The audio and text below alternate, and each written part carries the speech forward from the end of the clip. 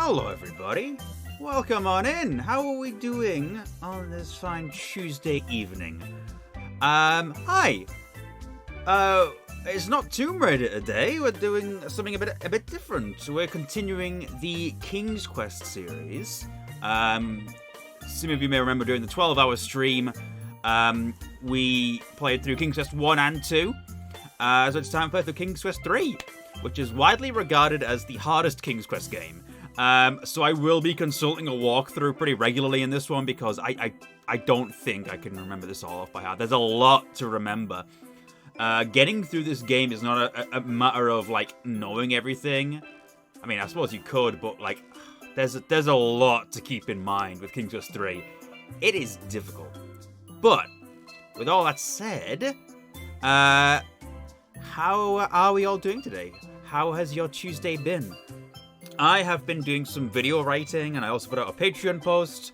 I wasn't writing on the video I was expecting to write on. I kind of had a bit of a stroke of inspiration for a video that I haven't even said I'm going to be working on yet.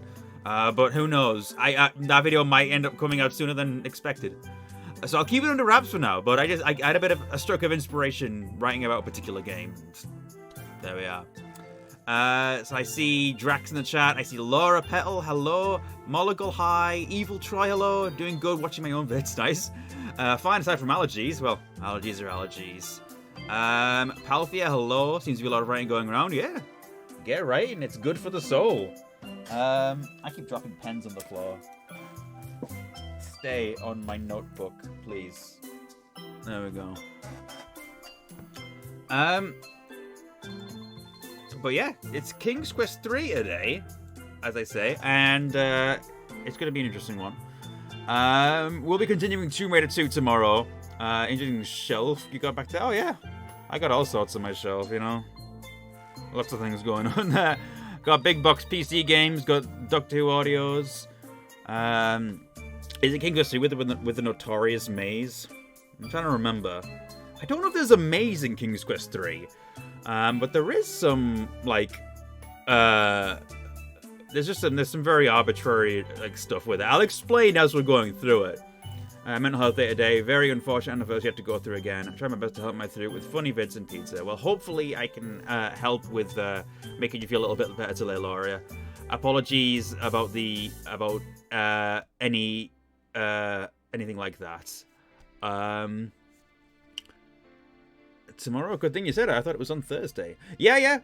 Well, the thing about my streams at the moment is it's very much just going to be when I have time, which will typically be Wednesdays, because I tend to have Wednesdays off, although there is an upcoming Wednesday which I don't have off, so that week will obviously have different stream days.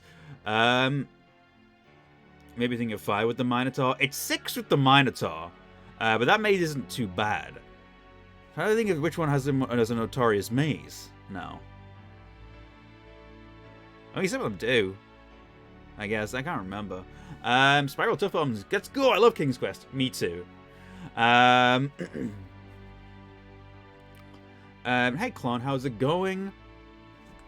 Excuse me if I'm clearing my throat a lot today. I appear to have a very, very slight cold. It's not like a major cold. It's enough that just like every now and then I'm just like... My throat's just a little bit dry. That's it. That's all. That's the extent of it. Like other people at work have had much worse than I've had, so hopefully I'll be fine. But this seems to be as bad as it's gotten so far. You caught an annoyance, pretty much. So I'm just gonna knock my notepad onto the floor. That's great. This is my notepad of things I've done. Underneath that is my notepad of gaming notes. Show you if you're interested. These are my notes from playing Myst yesterday. If you know what any of these means, you definitely played Myst. As you can see, I have Ding, Chirp, Tunk, and Puff as listed as directions. If you know what that means, you've played Myst. I beat Myst for the first time yesterday, and I think I might be kind of in love with it. I've never actually I've never actually like played through the game before, and I just kind of decided to on a whim, and I don't regret my decision at all. Myst is excellent. funny thing, I'm going to talk about making game notes in our podcast today. Very nice. That's the minecart, yeah. We might raid you later, maybe. Hey, lovely. Anyhow, let's go on ahead and pause our music, because I want to get into King's Quest 3. And as I said, King's Quest 3 is one of the more notoriously difficult adventure games in the King's Quest series, probably the most difficult. Simply because there's a lot of things that you're actively timed on. In King's Quest 3, you play as a you don't play as Graham in this one. You play as a sorcerer's apprentice called Gwydion, and Gwydion is essentially enslaved to this evil wizard. He has to like clean his house, feed all the animals in it. So he has to do all sorts of chores for him. And essentially, the time you get off free in King's Quest 3 is very much dependent on like trying to get things done without being, noticed by the wizard. The wizard leaves at certain times, and you have that time to go and try and do as much as you can and head back and hide all your incriminating items before he finds out about them. It's a very odd game. It's a long Scum VM list. Most of this is Sierra stuff. I haven't actually got a lot of my LucasArts things listed on here. Although I have Curse of Monkey Island there and Escape from Monkey Island there. But most of this is Sierra, actually. And I've got a couple of Legend of Kyrandias and Simon the Sorcerer. It's not a complete list by any means. I have more games than this. These are just the ones that I happen to have on this version of Scum VM. I do love Scum VM. But yeah, this is going to be an interesting playthrough. Like I said, I will be consulting a walkthrough simply because it's just one of those games that needs it. I'll remember a lot of it. I've played through the game before, but it's just like the way you cast spells, all that sort of stuff, trying to get things done on time, and it can be a little bit stressful. So hopefully things will go all right with this playthrough. Hopefully I won't get any major setbacks in it. So let's just get going. I think I've got everything set up correctly. Let me just double check. Game options, graphics, aspect ratio is all correct. Right. King's Quest 3, To Heir is Human. Freddy Fog has never heard of that game. Yeah, it's an overlooked Sierra game from Al Law. Al Law is the Leisure Suit Larry guy. It's basically like a comedy Wild West game from Al Law. I believe it's a game where you can get fired to death in one instance. I've not played it myself, but maybe I will at some point. Anyhow, King's Quest 3. To Heir is Human. Hold on, my earbuds are...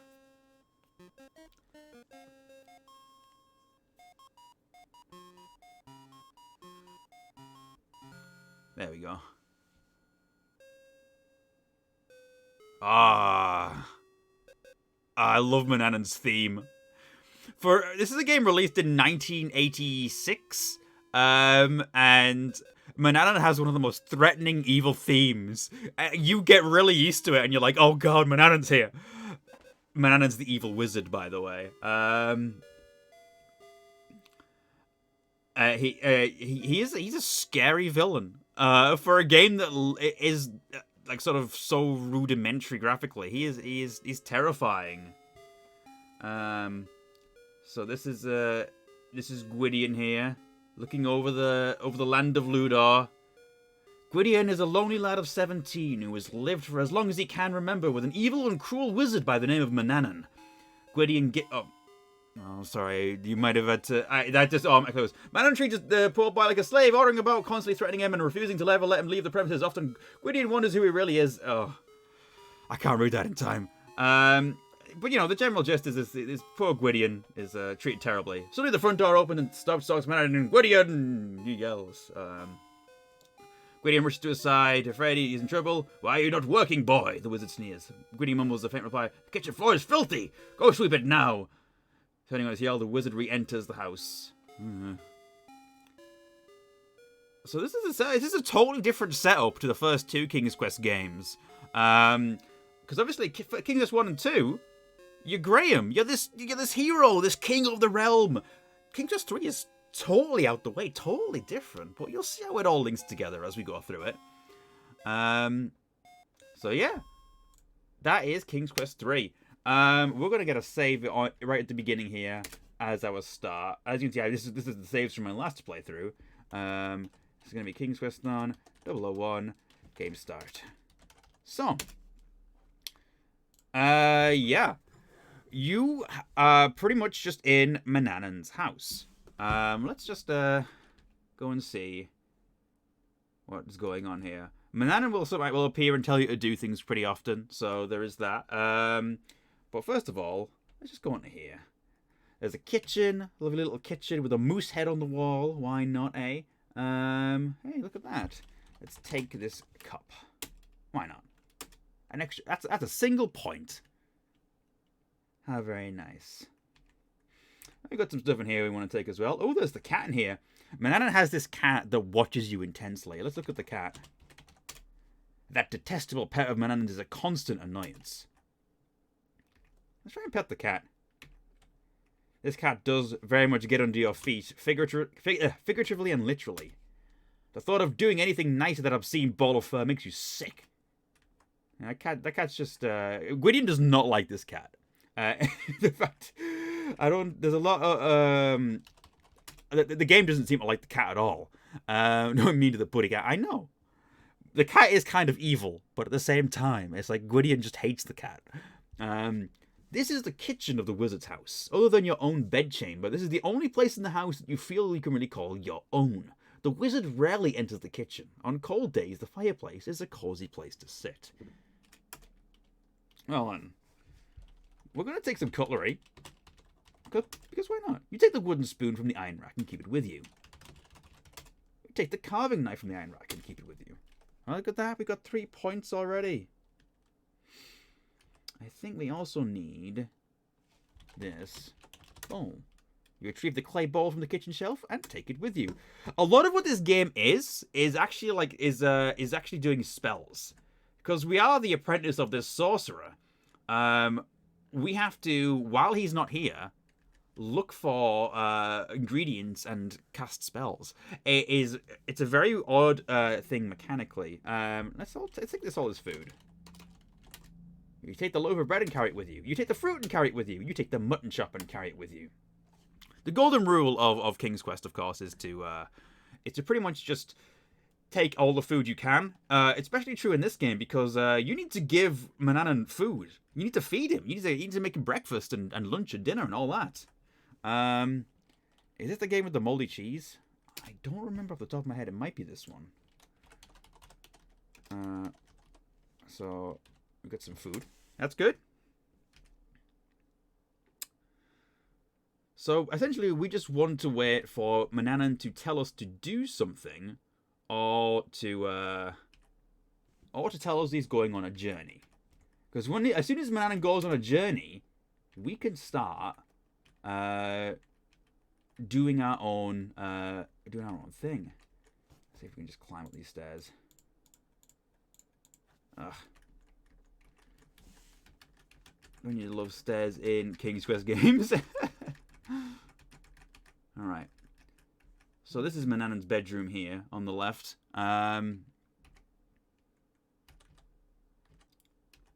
We don't want to look at anything in there while he's in the house, because if he catches us looking at anything, he will kill us. If Manannan catches you with anything, he kills you. Is there no diagonal movement? Oh. Oh.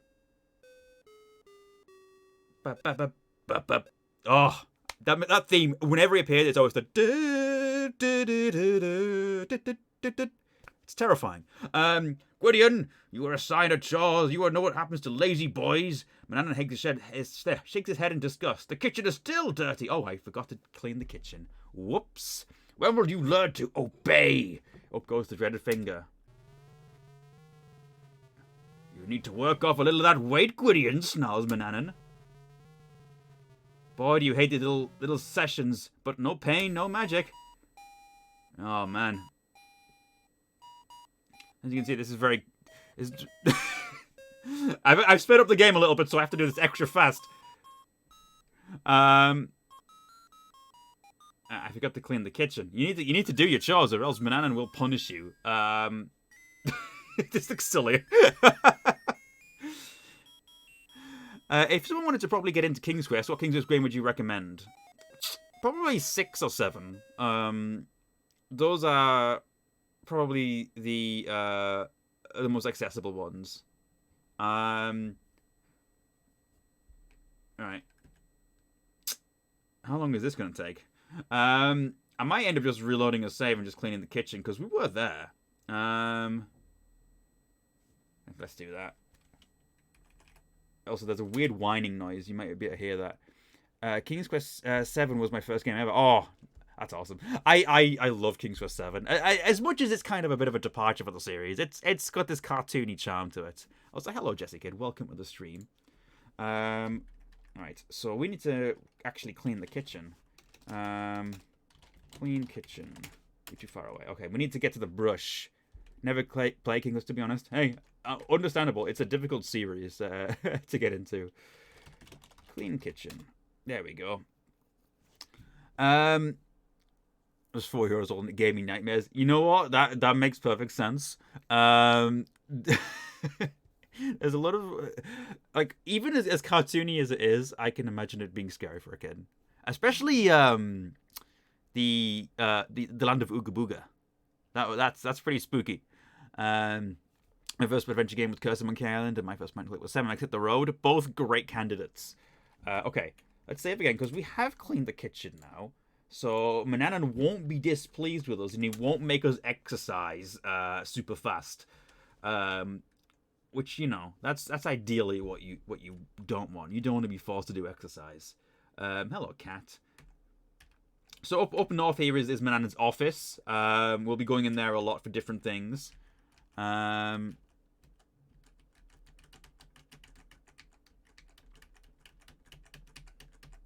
go up these stairs. And we want to wait for Mananan to appear and tell us he is leaving. As soon as Mananan leaves, we will be able to go on a little adventure. But that's the thing about this game. A lot of it is waiting around for characters to do things. It's waiting around for Mananan to do things. Oh, hold on. I just want to quickly do one thing. Give me a moment.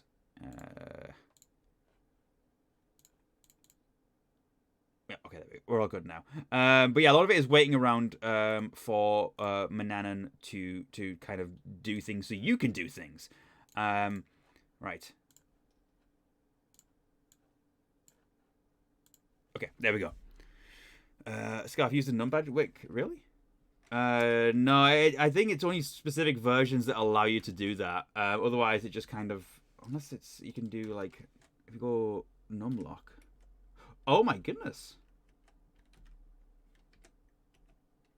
What? Oh my goodness. I'm going to be honest. I did not know you could do that. Well, in the remake, you can get every item in the house before he leaves without getting caught. Ah. Yeah, I haven't played the remakes of them yet. I'm going to at some point. Did I ever read the official novelization of the King's Quest games? I don't think there's official novelizations, but there are novels. I haven't read those myself, though. So we're just waiting at the moment. We have what we want for the time being. We've got 7 out of 210 points. We just need to wait for that and then he'll appear. Also, for those of you who have played the King's Quest reboot from 2015, oh, there he is. Right, I cleaned the kitchen. Gwydion, I have decided to take a journey. And that means we are now free. We are now free to explore. So let's do a save, because we need this position. This is the first journey of Mananan. Right. So now we're going to go into his bedroom. Because otherwise, if we looked in his bedroom, let's look in the mirror. Imperfections in the glass make your reflection wavy. Nevertheless, your rags show up all too clearly. But through the rags, your face is handsome and your body strong. Well, look at that. Let's open the drawer. Look. Oh, in the vanity drawer are many uninteresting items.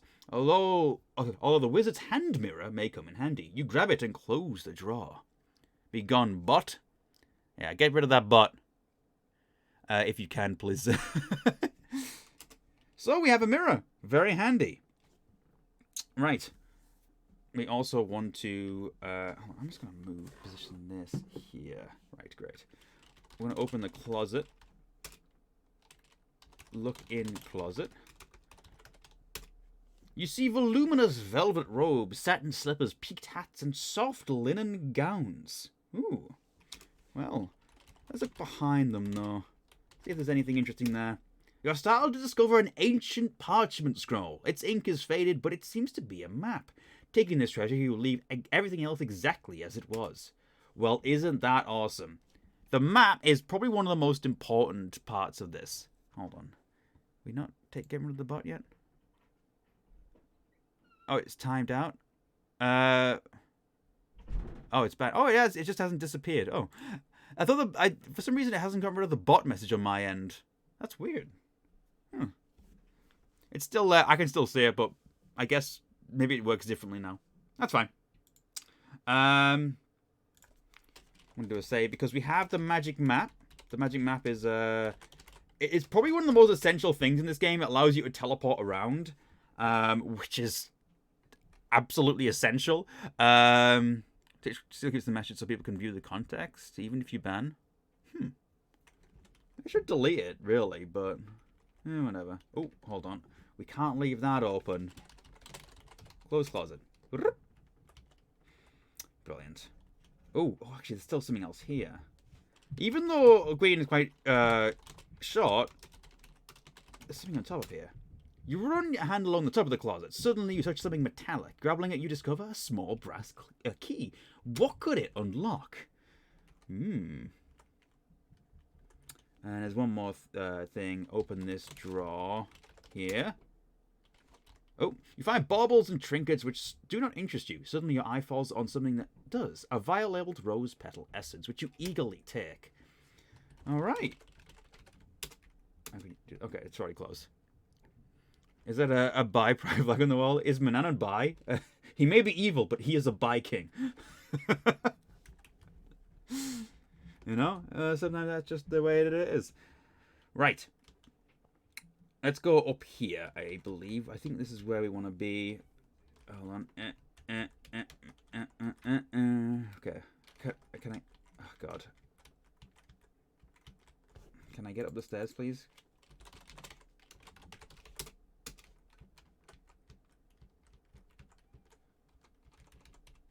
Oh, my God.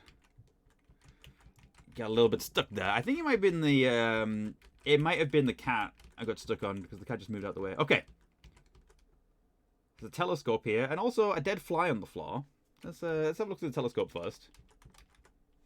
Look through telescope. I was using the diagonals, but it's just habit, you know. What's a telescope?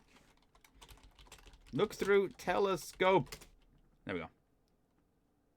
You put your eye to the glass. It amazes you how near everything seems. You can even see squirrels climbing faraway trees. No wonder the wizard knows all activities in Ludar.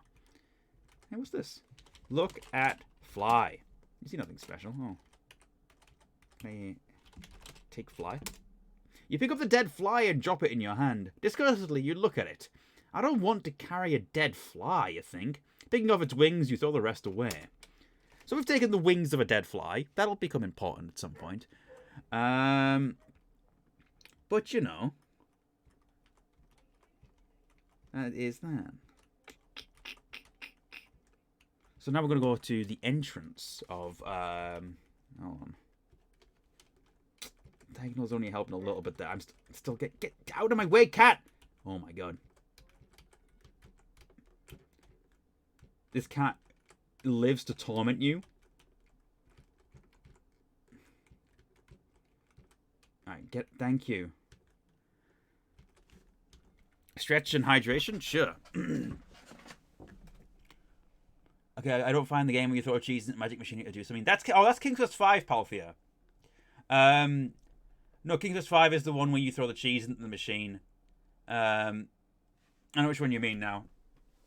It's at the end of that game. You use it to charge the wand, I think. Something along those lines.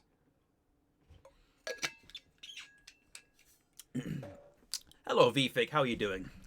That Graham? No, this is Gwydion, the protagonist of King's Quest 3. How his adventure relates to the land of Daventry and King Graham, we will find out in due time. But as of right now, who knows? Alright, so we're going to go up into here, into the office of Manannan. So, you might notice that on the floor there's like a little sort of trap door here. And how we get to that is let's have a look. Look, bookshelf. So many books line the bookshelf. You wonder whether Manannan has the time to read them all. Titles cover many subjects, from ancient Arabic mythology to a study of the heavens to the philosophies of Socrates. These are real world books. What is going on? So let's move a book. You're not close enough. Okay, let's move a book. You're not close enough. Okay, which book is it I'm moving? There we go. It's the black book. That's it. You push the large book aside, revealing a metal lever attached to the back of the bookshelf. Let's pull the lever. A trapdoor opens, revealing steep stone steps leading into darkness. Ooh, well, look at that! How exciting! This is where the magic happens, literally, and it's also a place where you can die. So we just need to be careful, because if there's a cat here, you can trip over the cat and fall down the stairs. It happens. So just, don't be surprised if it does, because it is a dangerous situation. That cat is very annoying. Only King's Quest I've played were 5, 6, and 7. That tends to be the ones that most people have played. The older ones tend to be a bit more difficult to get into, which is totally understandable, but they're definitely still worth playing, I think. So let's have a look at this shelf. You curiously gaze at these strange jars of ingredients of the human and animal bones and other odd implements which line the rows of shelves. You see jars of ingredients resting on labelled shelves. Shelves here bearing such ghastly names as powdered fish bone, nightshade juice, mandrake root powder, saffron. It's so dastardly. Toad spittle and toadstool powder. We want pretty much all of this. I think. Yes. Take powdered fish bone. Take mandrake root. It's of no use. Oh, what? You sure? Oh, mandrake root powder, sorry. Mandrake root powder. Uh-huh. Take nightshade juice. Uh-huh. Take saffron. Take toad spittle. Uh-huh. Take toadstool powder. Alright, now let's look shelf again. See if we missed anything. Nope, we have that. All of that. Right. We have all these ingredients. What could we do with them? Who knows? First of all, that's all we need. This is where we will do our magic in this area. There's a spell book there. Hello, Chloe. How's it going? Welcome to King's Quest 3. Taste test them all. I don't think that's safe, Leroy.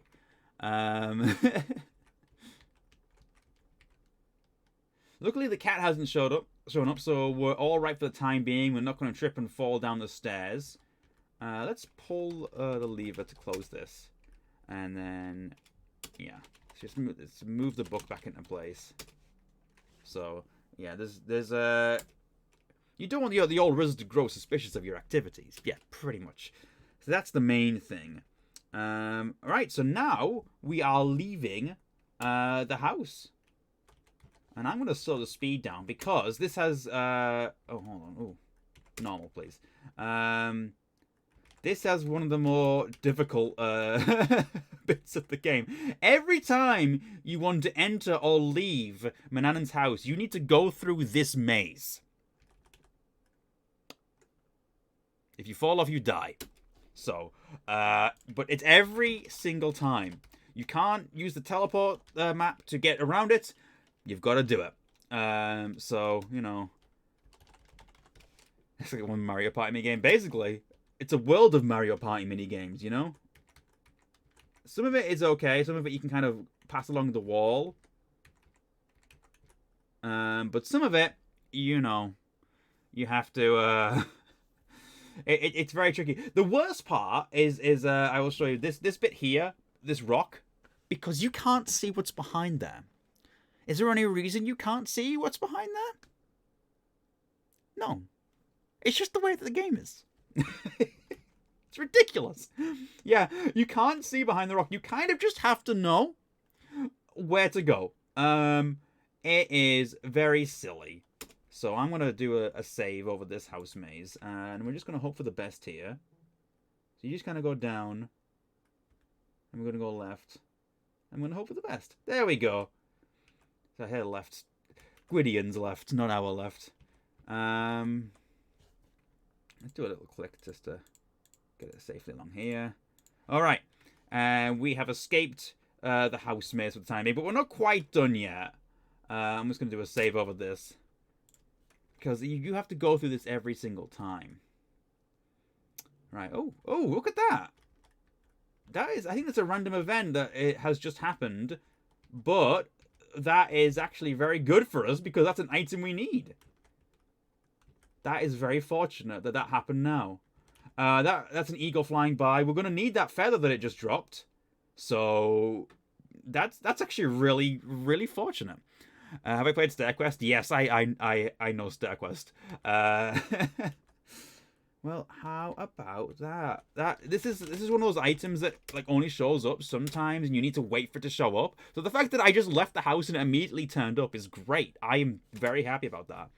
That takes a load off our back for the time being. Feather. We are going to go to the right here. We're going to go into the desert because the first thing. Oh god. Oh no. No.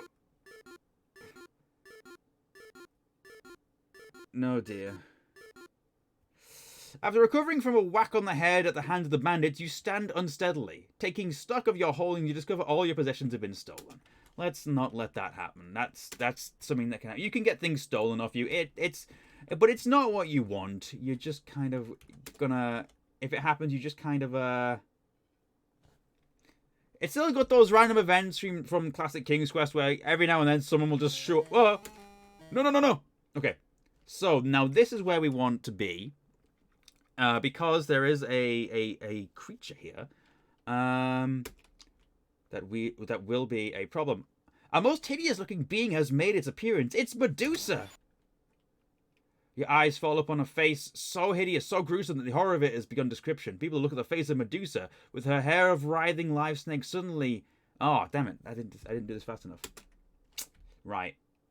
Okay. So you need to be careful here not to look into the eyes of Medusa, obviously. It's a little bit tricky, but we have the tool we need to defeat Medusa. The game is straight up trolling you. I'm telling you, this is the hardest King's Quest game. Graham, watch out! A poisonous snake! So I'm going to save. Thank you for the 100 bits. I can't believe I almost missed live King's Quest. There's a live Cedric reaction. Yeah, I mean, I guess there are poisonous snakes. Hold on, what was the save number? Oh damn it. King's Quest. Let's just resave over this one. This is King's Quest Thon 9. We're going to be defeating Medusa right now. So, let's do that. Oh. Show mirror to Medusa. No, don't look at her. Don't look at her. There we go. So when she approaches, you show her the mirror, and she dies. Averting your eyes, you aim the wizard's hand mirror at Medusa's face. A scream pierces the air as she beholds her own hideous reflection. Then nothing. You dare to look. Medusa has turned herself to stone. Oh, well, ain't that handy? So now we don't have to worry about this so much. Let's go down here. There is a... Ooh. I think this is this where we want to be? Or maybe not. Hold on. I think it's down here. Maybe my... Oh, no. Is it? I can't remember. There's we need... Is it this cactus? We need one of these cacti. I can't remember which one it is, though. Okay, it's that one. Great. And then we go down here and go down once more, and there should be something else that we need to grab, which is this. This is a little brown thing. It's actually an item we can take. And the parched sands of the desert seem to reach on forever westward. This is a snakeskin. You retrieve the dried snakeskin from the hot desert sand. It is delicate and could easily crumble. See, how would you know that snakeskin is there? It doesn't even show up when you type look. But this is a King's Quest game. You have to just know stuff like that. Of course, it is an essential item we'll need to beat the game. Which is why, you know, the game hides it from you. Excuse me. Just choked on my own spit. Look like a very skinny poop. So you have to call the helpline. Yeah. Call the helpline. Get the hint books. That sort of thing, you know. Selling off all those. I think there's something I've forgotten to do back at the house, but at the very least, it's at the house. We can do it later. It's not too bad. Right. Ooh. Right. We don't need to do that. Okay. But we do need to be. So we've got the eagle feather, which is great. We don't have to wait for that here. It can show up in many different places. We do need to be here. So, and one thing we do need here. See, a lot of these items you only need to know to get because you're reading the spell book and you go, oh, this is an ingredient I need. I'm just grabbing them ahead of time. We need a bit of mud. I was thinking the words. I saw the word spoon. Spoon and mud kind of mixed together, and it became moot. With a wooden spoon, you kneel and scoop a spoonful of wet mud from the stream's bank. You carry it with you. Well, that is handy. Oh, here's the fun thing. It's a spider web. Shall we see what happens if we go in it? Because we don't want to be in it. As you touch the sticky web, a giant spider drops down from her lair into the tree above. You attempt to escape, but her sticky web holds you fast. So, you know, very... and poor Gwydion's been eaten. So, yeah. Thanks for playing King's Quest 3. Next time, be more careful. Does King's Quest 3 have any Easter eggs like the Batmobile? I can't remember off the top of my head. Not that I know of, but who knows? We need to be here now anyway. We'll be able to deal with that spider eventually, but just, you know, not right now. Let's go like a little bit in the water. Let's take some water. You fill your cup with ocean water. Well, great. We got a little bit of seawater. How nice is that? Where are we going?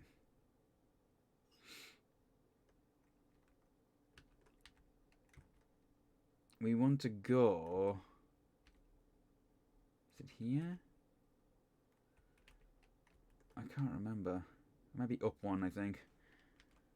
The beach looks lovely. Yeah, I love the grey sand. Oh, no, I know where we are. I know where we are. We want to climb this ladder.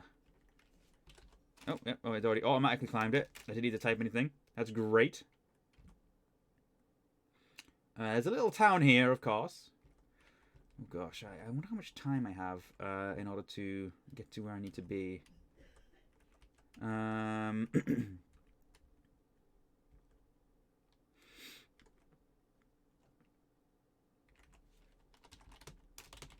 This is mistletoe, isn't it? Yes. The mistletoe hangs from the branch of the tree. There are a few dried sprigs mingled with the green mistletoe. Oh, I'll take some of that. You never know when you'll need some mistletoe.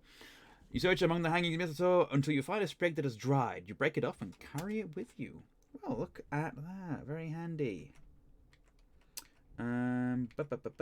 Ooh, ooh. We're now going to explore another bit of classic sort of fairy tale stuff. This is a little house. Huh. I wonder who lives here. Let's open the door. Oh, hello. Scram, growls Papa Bear. We're not interested. You may be able to guess who lives here.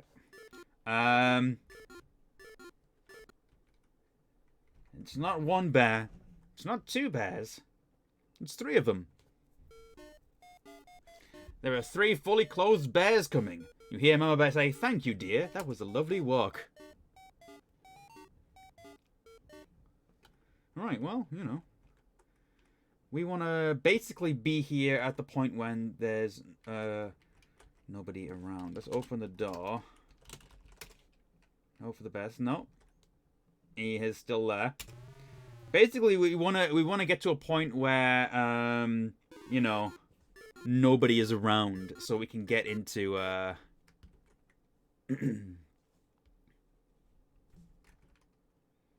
end of the house. The reason from learn that Kings of 2 had some really cringy misogynistic Easter eggs. Oh yeah, I remember. I remember those.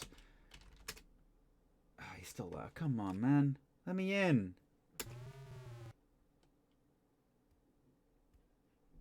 It might be like you can get in if there's hold on, I'm gonna check something first because I'm gonna restore a file. I've already got this save here, so it's alright. When did the journey begin? 5 minutes. Okay.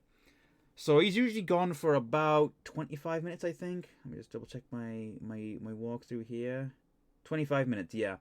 So if I restore my save here, we have until it's hello.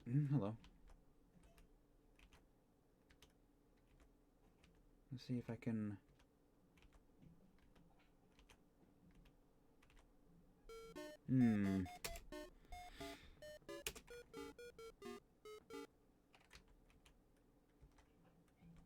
But basically, we have until it says about 30 on the timer to get back to. Okay, we're in the house. Right, that's good. This is what we want because we want that porridge. That is an absolutely essential item we're gonna need right now. And we're gonna want the porridge that's just right. This bowl of porridge is just right, so you take it with you. Perfect.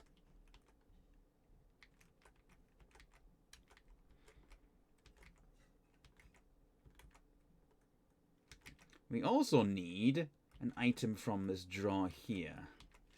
Open drawer. You open the drawer, and among the clothes you see a pretty silver thimble. Take thimble. You pick up the thimble and carry it with you. Perfect. That's what we need.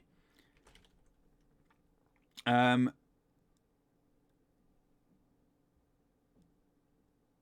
yeah. Oh, yeah. Let's try that Easter egg.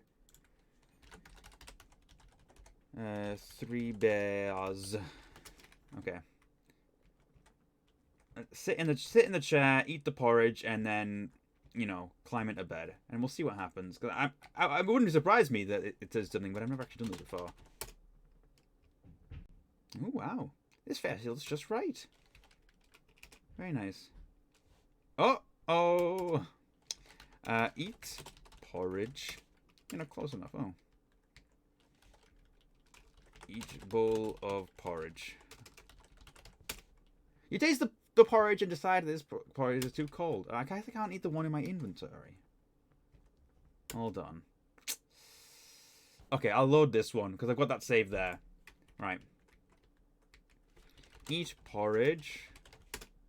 You taste the porridge and decide that this bowl of porridge is just right. You take another bite and then another, and before you realize that you've downed the entire bowl. This chair feels just right. Uh-oh. Alright. So we can recreate, obviously, the Goldilocks in the Three Bears story by eating the porridge, sitting in the chair, and, of course, let's go to Baby Bear's bed. and sleep in bed. You lie upon the smallest bed and snuggle down into the pillow. How lovely. I'm sure nothing will go wrong here. Ah, this bed is just right. You've fallen asleep. I love the bloopy snore sound effect.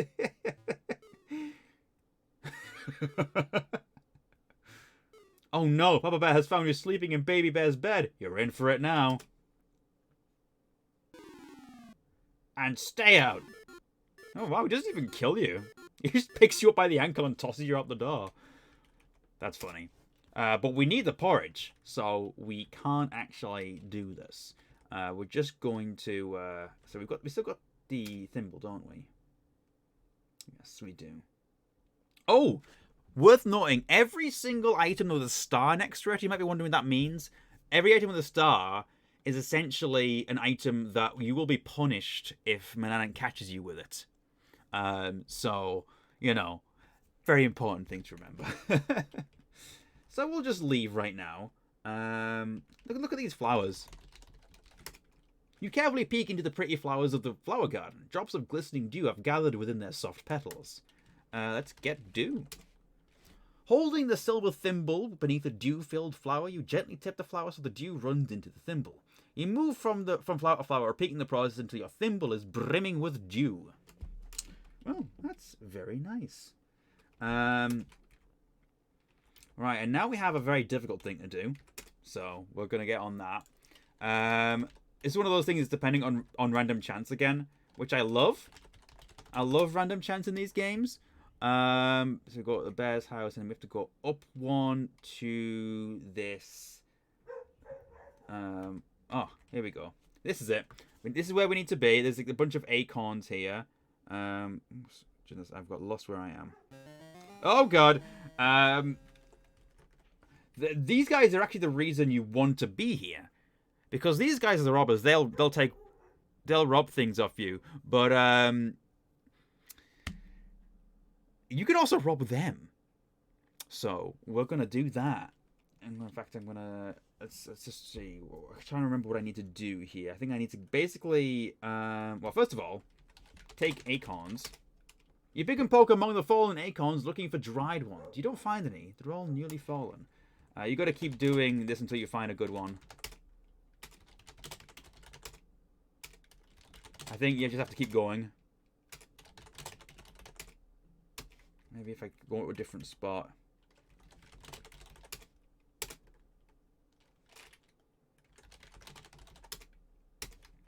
I think you just have to keep doing this until...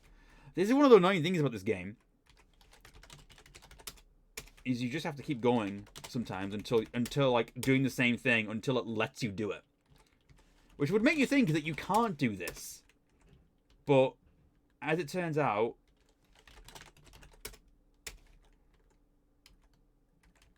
let's just go to try refreshing the screen.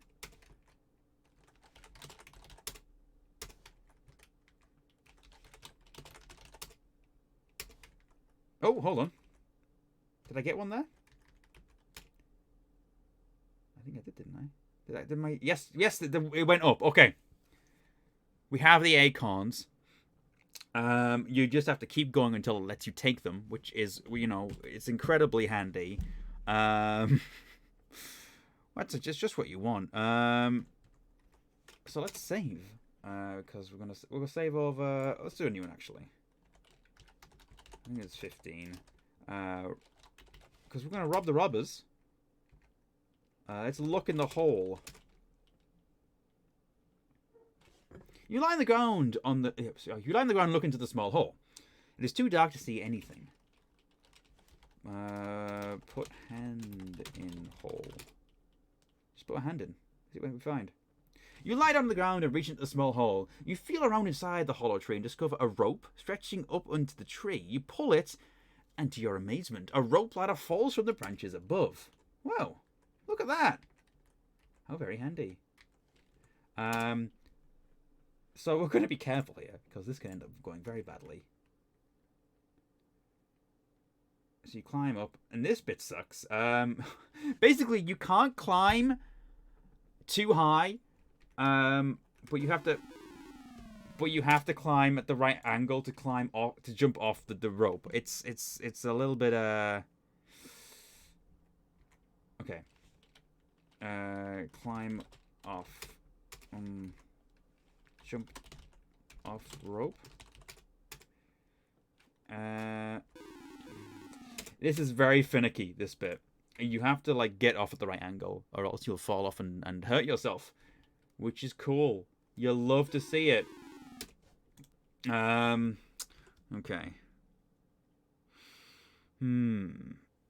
If I if you keep going upwards. In fact, I'm gonna save over this one.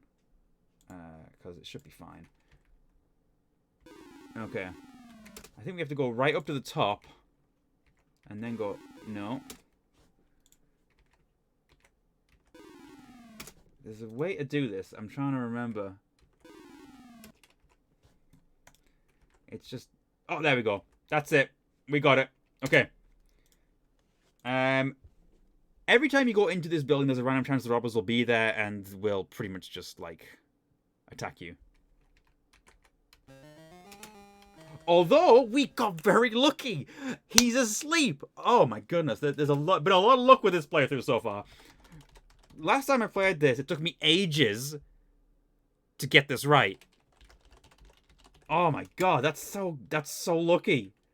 Great. Okay. There's a purse here. You carefully lift the coin purse off the table, practically out from under this sleeping bandit's nose. That is just what you want. Ah, no. Well, at the very least, I saved.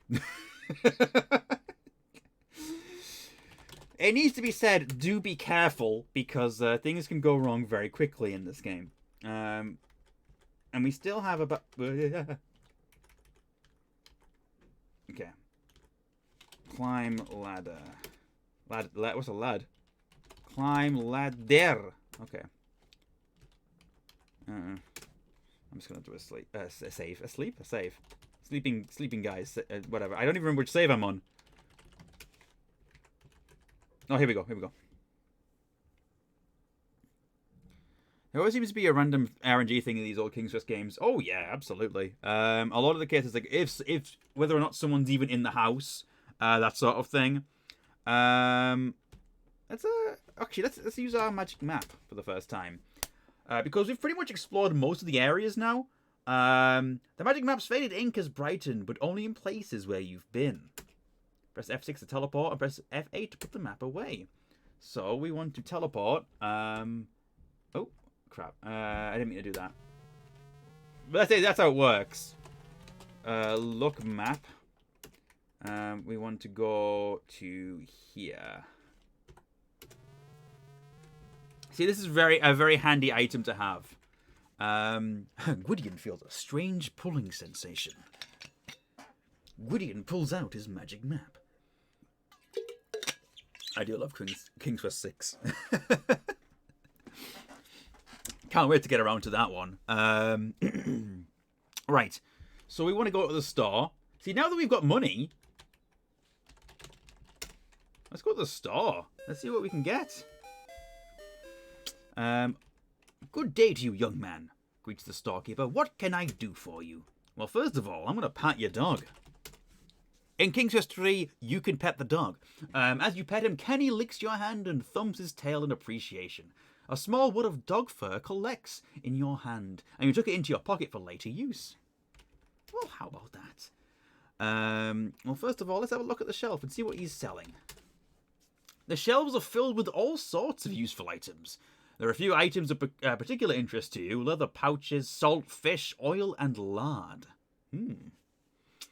Well, I mean, let's buy some lard. I'll have some of that. I'd like some salt as well, please. It's a very good sprite dog. It's a very good dog. He's a good boy. Kenny is a good boy. Smiling, the shopkeeper says, "You'll be very happy with this salt. That will be 1 gold coin. What else can I get for you?" asks the amiable shopkeeper. we would like to buy fish oil. It's amazing how expressive these shapes could be. Oh, totally. Absolutely right. All right. Fish oil, and we would like to buy a pouch. Okay. A wise purchase, sir. The balding shopkeeper stated. I don't know why I need to mention he was balding. You'll find no better pouch in the land. That'll be 1 gold coin. Well, no, that's everything. Thank you. So now we've pretty much gotten everything we need for this from this first little adventure, and we've made a very good progress with it. We won't actually need to get many more things at this point, but we will be heading back now. There's one more thing we need to do at the house, but we'll get that sorted. Time to go. So we've got about 7-ish minutes in order to get back to the house, so that's plenty of time. We want to look a map. We want to go... Well, it starts right here, so we want to go there. And we want to go home. Of course, we have to go through this maze once again, as you do in King's Quest 3. This is just the way it is. And of course, that can happen also. This is why this bit is annoying. Let's look at the map. Yeah, that's right. I'm just going to save over time to go and keep trying my best to get it back here. Okay. So you can't be too high here or else you'll fall off the front. As you can see, we're walking behind this rock, which is great. You love to walk behind rocks. Oh my god. It's tricky. It's tricky. It's annoying and it's tricky. And you have to do this every single time you enter and leave the house. At the very least, in this universe, you know, who needs a security system when you've got a house placed like this, right? It's just absolute nonsense. See, because people very much struggle to walk properly in the Sierra universe, like across those games. So you know, all you need to do is like for security is just place your house somewhere like this, and then you know you'll be safe. Because who's gonna try and rob this place? You know, and there's a chance you might just fall and plummet to your death simply by trying to walk there. And Manana can teleport, so you know. Right.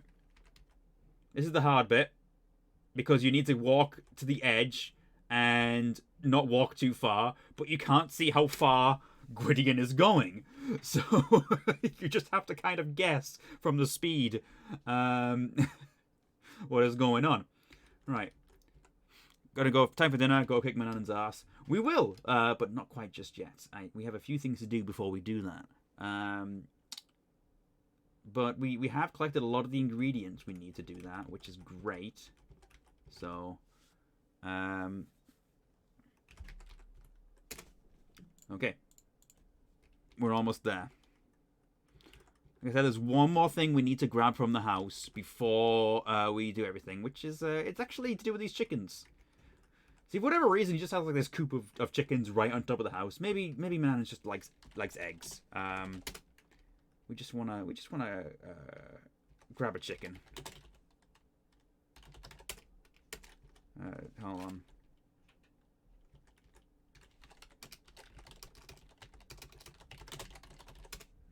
Gotcha. You've managed to get a chicken, but what are you gonna do with it?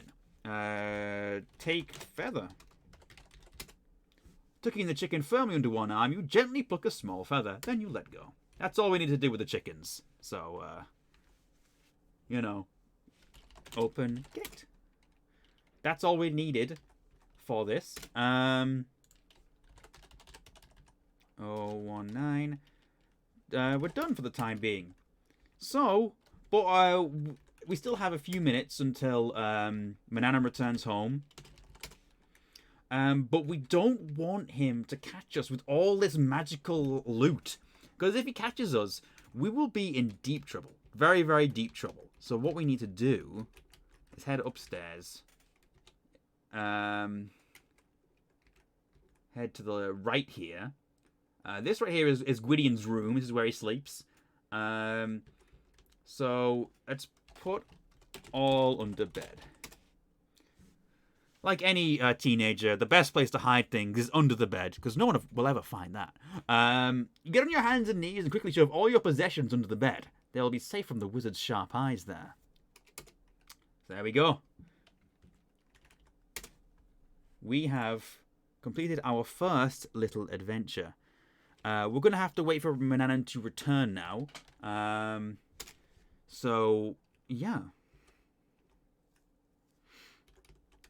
And once he returns, we'll be able to do what we need to do.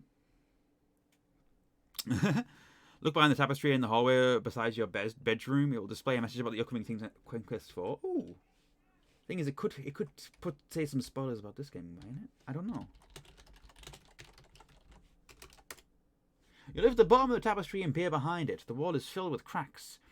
You can see why Manannan would hang a tapestry here. There are also dozens of charcoal scribbled drawings, diagrams, maps, and notes to programmers with the legend King's Quest 4. But you're uninterested in this, since you presently have your hands full with King's Quest 3. You lower the tapestry and smooth out the wrinkles. It's where the Sierra developers keep all their notes, apparently. Okay, I've never actually noticed that one before. So yeah, we're just going to wait for Manannan to come back.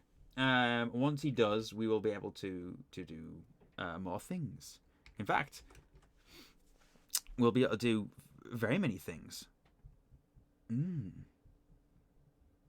just have to wait now. Have I tried the chicken one? Which is the chicken one?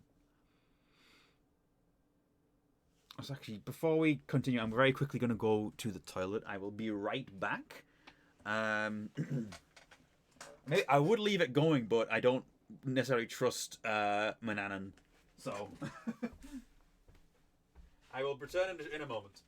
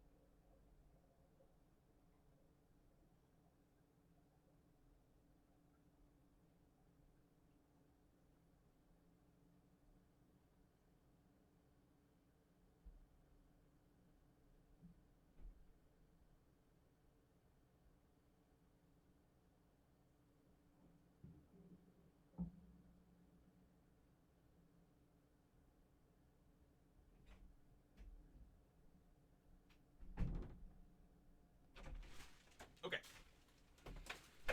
Apologies, I am back. Manannan kill scarf. I forgot in the bathroom. Yeah. Enter the chicken coop and try eat chicken for a strange message. I will try that when I get the opportunity. Alright, so we're just going to wait for Manannan to return. Which will be another couple minutes. Oh, yeah, of course. It'll just be a few minutes. Right, I should go fast. Does this increase the time? It doesn't really feel like it does, but... We're waiting for it to hit about 30 minutes. When it hits about 30 minutes, Manannan will come back. So, we just have to kind of sit tight for the time being. How are you all doing? How are you enjoying King's Quest 3 so far? It may seem at the moment we've just been wandering about collecting random items. We're pretty much just getting ahead of ourselves and taking everything we need while we can.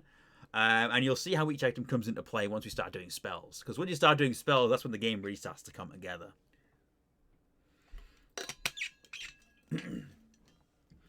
I will maintain there's nothing quite about quite like King's Quest 3 in this whole series. This game is wholly unique in the way it's approached and the way you kind of play it. With sort of waiting for Manannan to go either go to sleep or go on an adventure before you do things. But it makes it the most difficult of the series bar none. The cat just appears to be just wandering about. Okay. Do you know who ate all the donuts? Do I know who ate all the donuts? I don't. But we will need to feed man when he comes back, because he'll be hungry. Luckily, we have plenty of food available for him. Kako Cam, let's do that. Yeah. Also, for those who haven't seen, I put out a Patreon post today kind of going over how my 2023 has been so far and what to expect video-wise. I have lots of exciting video projects coming up. I'm working on Simon the Sorcerer at the moment, which is going to be really, really cool. I'm really enjoying writing that one. I'm working on another video project that I've started writing and has unexpectedly kind of taken a life of its own today. But I haven't really mentioned that one yet, as of yet. I'm going to be doing Sam & Max Hit the Road very soon as well, because that came from Game Blast. I basically put it up to a vote to say which game you wanted me to do like a video on. You voted for Sam & Max Hit the Road. That's what we'll be doing. I'll be putting a playthrough of that soon and writing about it. All right, it won't be long now. We're waiting for... There he is. I have returned, Gwydion, and I'm ready to eat. Okay, let's do a save. So, he's back. He wants food. He's hungry. Manannan is hungry. Manny is hungry. So, I guess we'll have to go feed him. But first of all, we need to grab the food that we got last time, because we stored all of our possessions under the bed. So we'll just have to go. What do you think Manannan does all day? He does wizardly things, you know, and that's how it is. We want fruit. That's what we want. Dropping to your knees, you reach under the bed and retrieve it. Oh, well, how about that? So we got some fruit back. Insert pumpkin game. I'm very hungry. Give me the butter. I mean, Manannan is kind of like that, you know. He's a man who enjoys eating. I mean, who doesn't? He will demand food of you, and in fact, that might end up being his downfall. Manannan is impatiently waiting for his food. His stomach rumbles as he drums his gnarled fingers on the table. You better feed him quickly, or dire consequences will result. All right, buddy. All right. Chill out, chill out. Give Manannan fruit. Is that right? What's a Manannan? Oh, I'm just going to say wizard. I can't remember what was his name. You place the food on the table before the hungry wizard. Ravenously, he devours every bit of it. Hello, cat. Welcome to the party. Well, I mean, welcome to the... Thank you for raiding with a party of one. Raid broke again. No, I just don't have notifications for raids under 2, I'm afraid.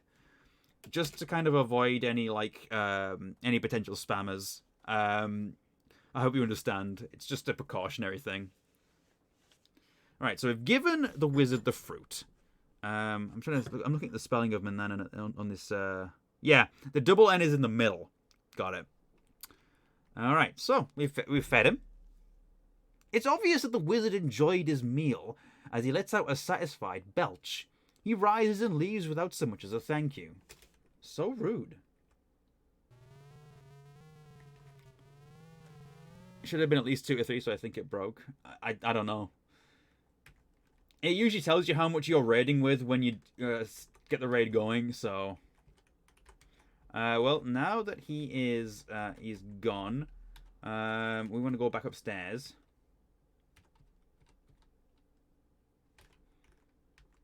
Alright. So we have to wait once more until he tells us that he's going to sleep. Man's got places to be. Like, move, I'm by. Alright, so we have to wait once again. A lot of this game is either waiting around or trying to get a specific random event to happen. We've been very lucky with random events so far. That feather came pretty early. The robber was asleep in the cabin. That's a lot of luck. So now we just have to wait for Manannan to, you know, go to sleep. Once he goes to sleep, we can do some very exciting stuff. I see the staggering amount of RNG this game has. It is staggering. We have been so lucky today with it. I've been getting like the... You may know about the eagle, Cat. The eagle turned up right as I left the house for the first time. Like, I didn't even have to wait for it. It just turned up and dropped the feather, and I was like, great, I don't have to wait for that now. So that was very cool. So we're just waiting.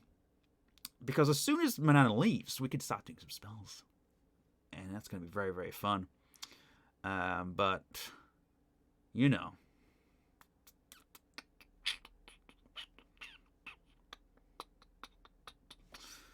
Uh-huh.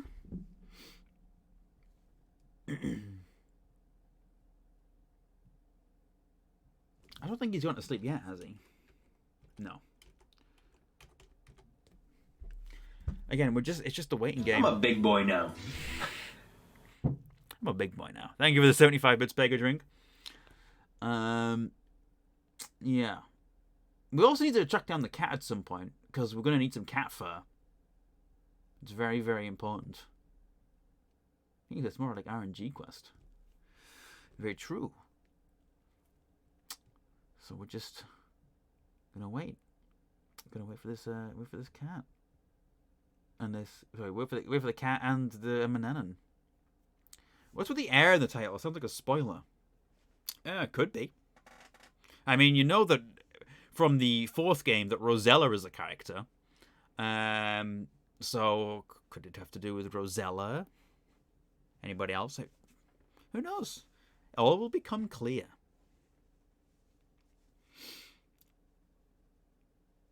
I mean, for now, we're just Gwydion of Ludar. A poor peasant boy who has been enslaved by a wizard. Come on, Mananan. What are you doing, man? Just get yourself off to bed. Come on.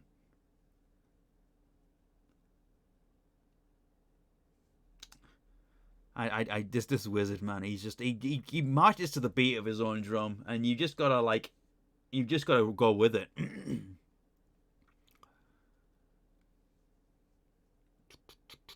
There he is. Doing our girls. I am going to bed, Gwydion. Do not disturb me. All right, fantastic stuff. This is what we want. It's bed time. See, he's asleep there. There's the cat.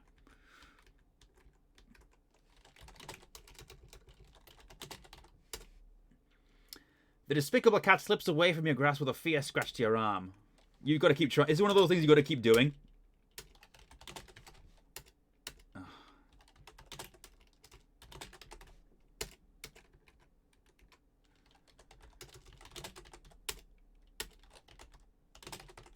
Until it works.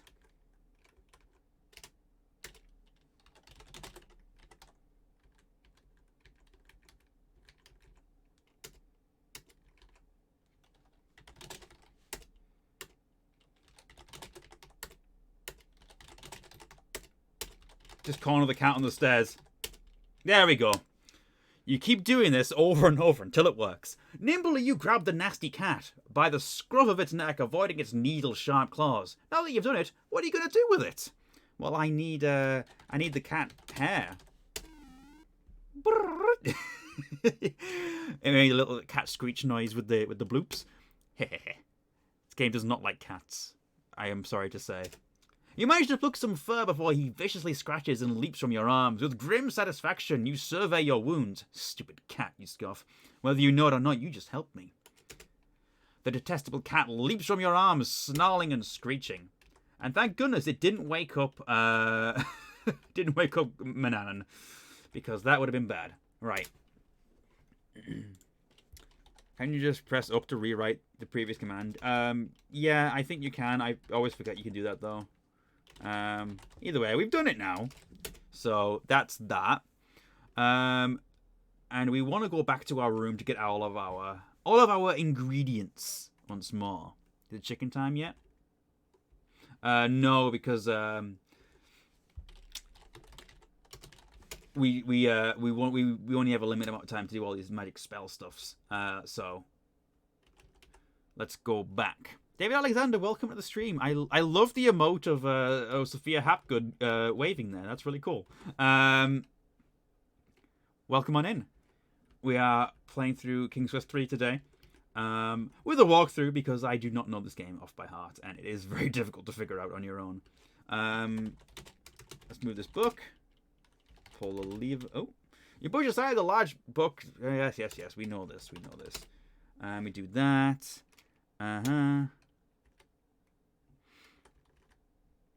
Oh, I think there's something we need in here as well, actually. Come to think of it. Ooh. Ooh. Hold on a second. Open cabinet. You unlock the oaken cabinet using the brass key. Inside, you find the wizard's magic wand. You could take it with you, knowing it could mean death if he finds it missing. Okay. After closing the door, you carefully relock it. So now we have the wand, which is an important thing to have. But of course, we can't be caught with this at all. Because otherwise, bad things will happen to us. The cat is not here. That's very good. Because we won't be tripped and knocked down the stairs. Again, we've been very lucky. My Twitch notifications didn't work. I missed an hour. No. Sorry about that, Big B. Hopefully you can catch up with the VOD later on, if you're so inclined. Right. So. Let's look at the book. This is going to be the main meat of what we're doing here. Hold on. Excuse me. Covered with gold trimmings, the old book's leather cover is cracked and worn. Its page is yellow and brittle. The title, however, is clear: The Sorcery of Old. You eagerly thumb through page after page of what you assume to be magical formulas. The ink of the old handwriting is faint and barely readable. Most of the formulas are indecipherable, but a few are in a language you know. You treat the old book with great care as you can tell it contains recipes for some very old and powerful magic spells. Your hands shake as you realize the book could be the key to your escape from the evil Manannan. Well, there we go. How do we do this? I can't remember how to actually inspect it. Or if you can, can't you? Hold on. Take the book. Does it not say anything?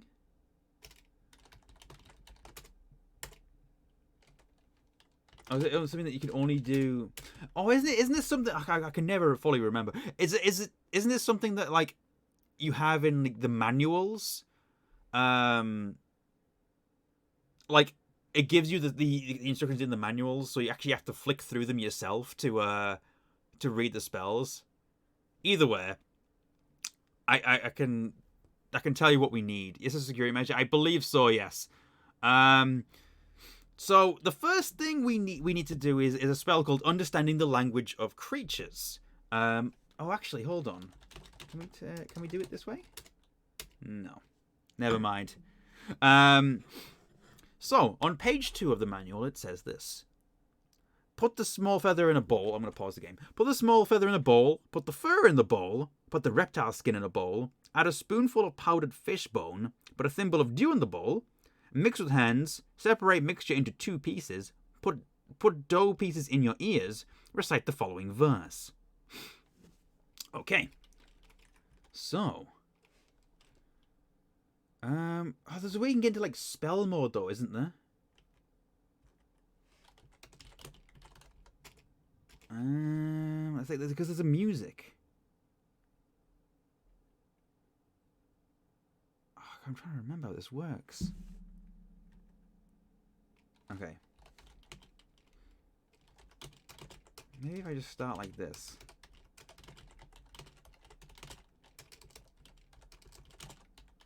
I seem to remember there being music here. No.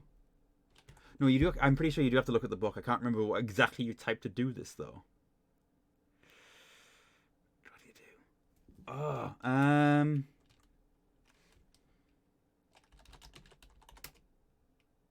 Not being an experienced sorcerer, most spells in this book are too complicated for you to understand. Page. What do you do here? I'm trying to remember. I can't remember how to use the book. Hold on.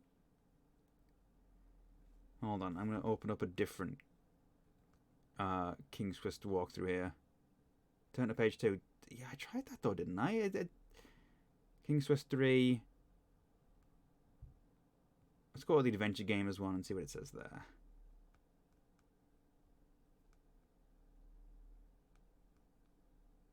Okay. Oh, okay. No, I got it.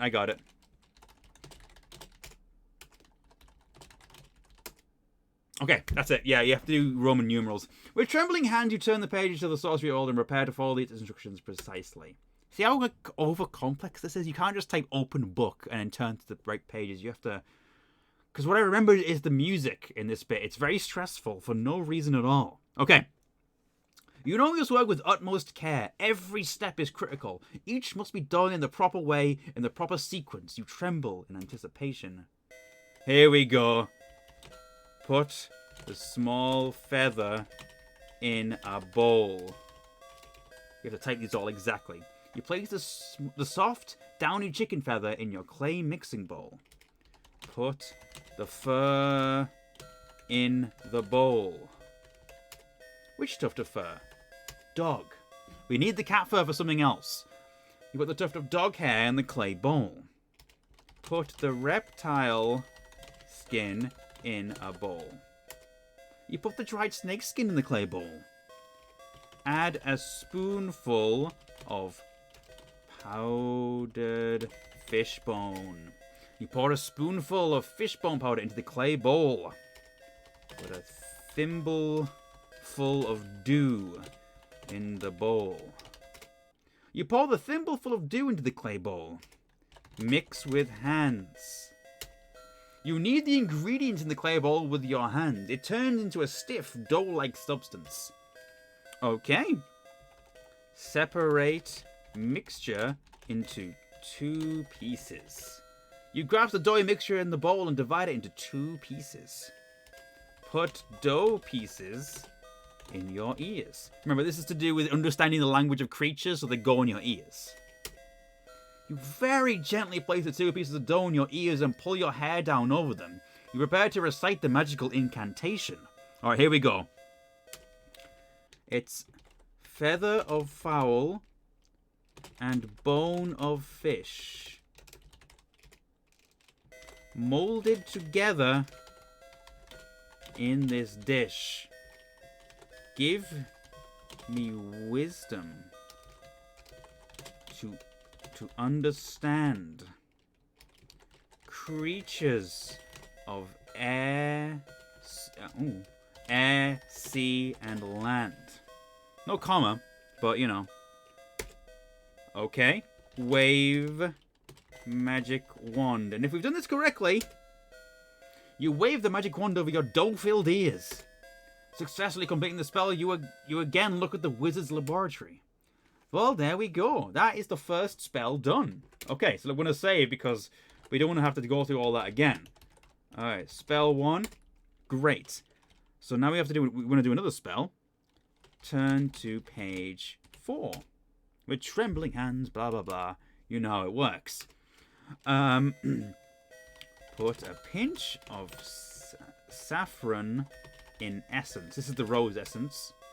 You carefully sprinkle the precious saffron into the vial of rose petal essence. And that's it. Oh, winged spirits, set me free of earthly... By the way, this spell allows us to fly. So, this is a very important one. Because we love flying. Of earthly bindings just like thee, in this essence... Behold the might to grant the precious gift of flight. Okay. And wave magic wand. Right, I'm going to hydrate as well. Thank you for that, Palthea.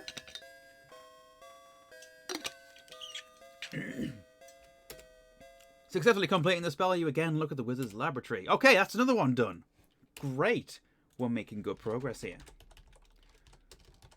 Spell 2.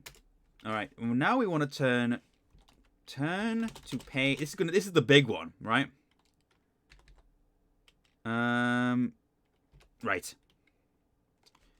So this is one called Transforming Another into a Cat. This is the big one. This is the one we're going to be using on Manannan. Put the mandrake root powder in a bowl.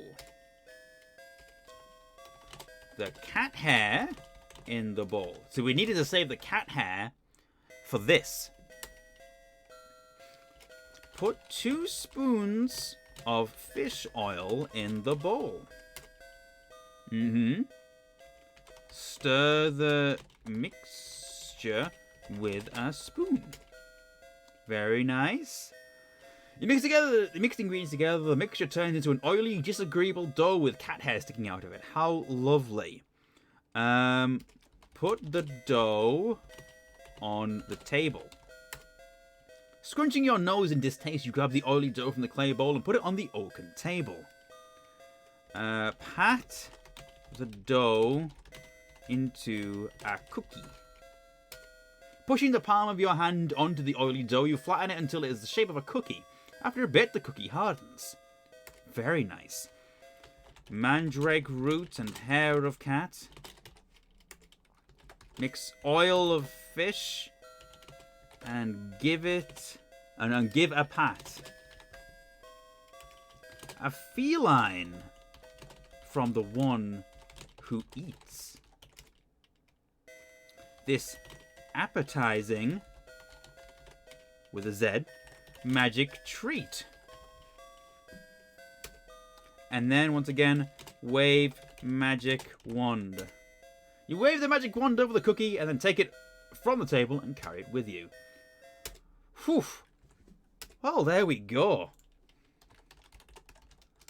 That was stressful, but I cast a whole bunch of spells, and these are all going to be useful later down the line. But we're done here for now.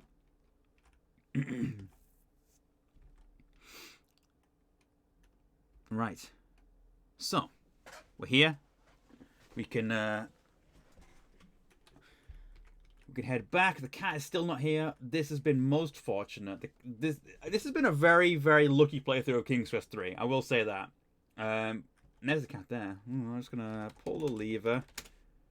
Move the book back into place, and yeah. And then we want to put the wand back, because if we're caught with the wand, that's bad news. Open cabinet. You carefully replace the magic wand exactly as you found it. Ooh. All right, good stuff. So we actually need to, I believe, go back out here. Let's try that chicken thing, by the way. You overhear one of the hens speaking to the other. Whatever happened to your last batch of chicks, my dear? And to the other, my poor babies were doing so well. I was just teaching them the proper methods of scratching when that old rascal came out and took them away. Where do you think he took them? One of the first hen. I hate to think, the distraught mother hen replies. I just heard them peeping as they were carried off. Wow.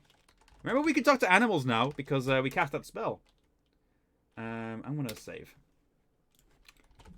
Just then 027 chickens. I don't know. Apparently something happens if I type eat chicken. Sorry, Colonel. They're not even dead yet. Oh, goodness. They're very silly. Okay. Well, we don't actually have to go back down the path. We can just use our magic map, which is handy. We only have to go back up that way, at the very least. So that does help a little bit. What we want to do... Oh, goodness, my page is reloaded. I think we want to go back to the spider cave. We want to go here. So remember, this is where the spider killed us before. And we now have a way to get rid of the spider, believe it or not. Which is very fun. So what we're going to do is we're going to dip feather in essence. So the other spell we did allows us to fly. And how this works is this way. You might need it. Okay, hold on. Oh. Wait. I think I have to do it in dip eagle feather in essence. There we go. You have to specifically specify the eagle feather. So now we're an eagle. temporarily, but what the eagle can do, you swoop close to the spider web and find the huge spider guarding the entrance, taking her in your beak. You vow to get rid of her once and for all. So as an eagle, Gwydion just grabs the spider and just gets rid of it. Just drops it in the ocean. Bye. You will now drown, spider. That was a premeditated spider murder right there. Which, you know, it happens. But hey, your magic spell is wearing off. Now, yeah, you really hate spiders, but now we can go into the cave. You've entered the cave of the Oracle. You're almost afraid to speak. Well, now this is the important law of the game that explains everything about what's going on. The Oracle remains silent for a long time. Finally, you hear a hollow voice that seems to come from far away. I have been waiting for you a long time, Gwydion. I have sorrowful news for you. Years ago, a terrible three-headed dragon invaded Daventry and keeps the people in a state of terror. This monster requires, once a year, the sacrifice of a young maiden. This is how it all links to Daventry and Graham's story. Sadly, your own sister, Princess Rosella, is the chosen one for this year. Time is running out for her, your parents, and Daventry. Wait, what? Your sister? Your parents? But we're Gwydion.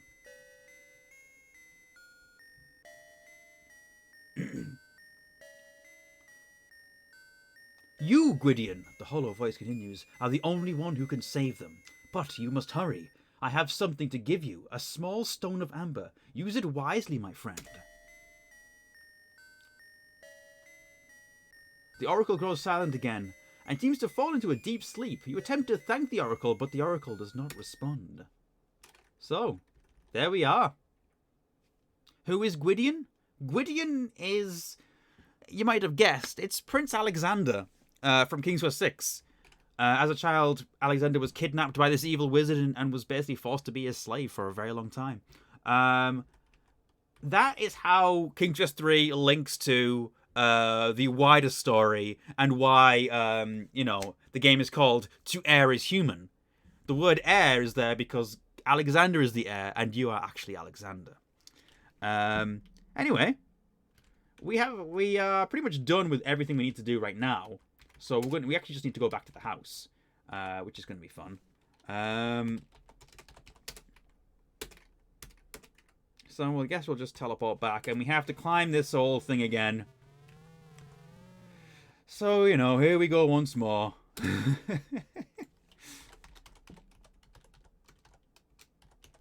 Climbing. Okay. So we're gonna head back all the way, and we have more to do in the house at this point. Although, well, put it this way, we have some very exciting things to do. Remember we made that cat cookie, which can turn whoever eats it, oh god, into a cat. So, that is what we are going to do to the wizard. The wizard can't harm us if he's in cat form.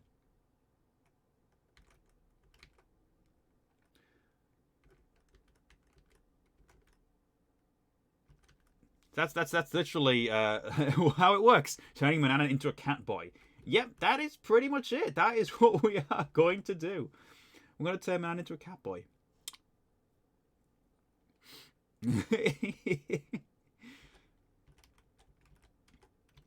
But everybody wants to be a cat. I heard it in that song once.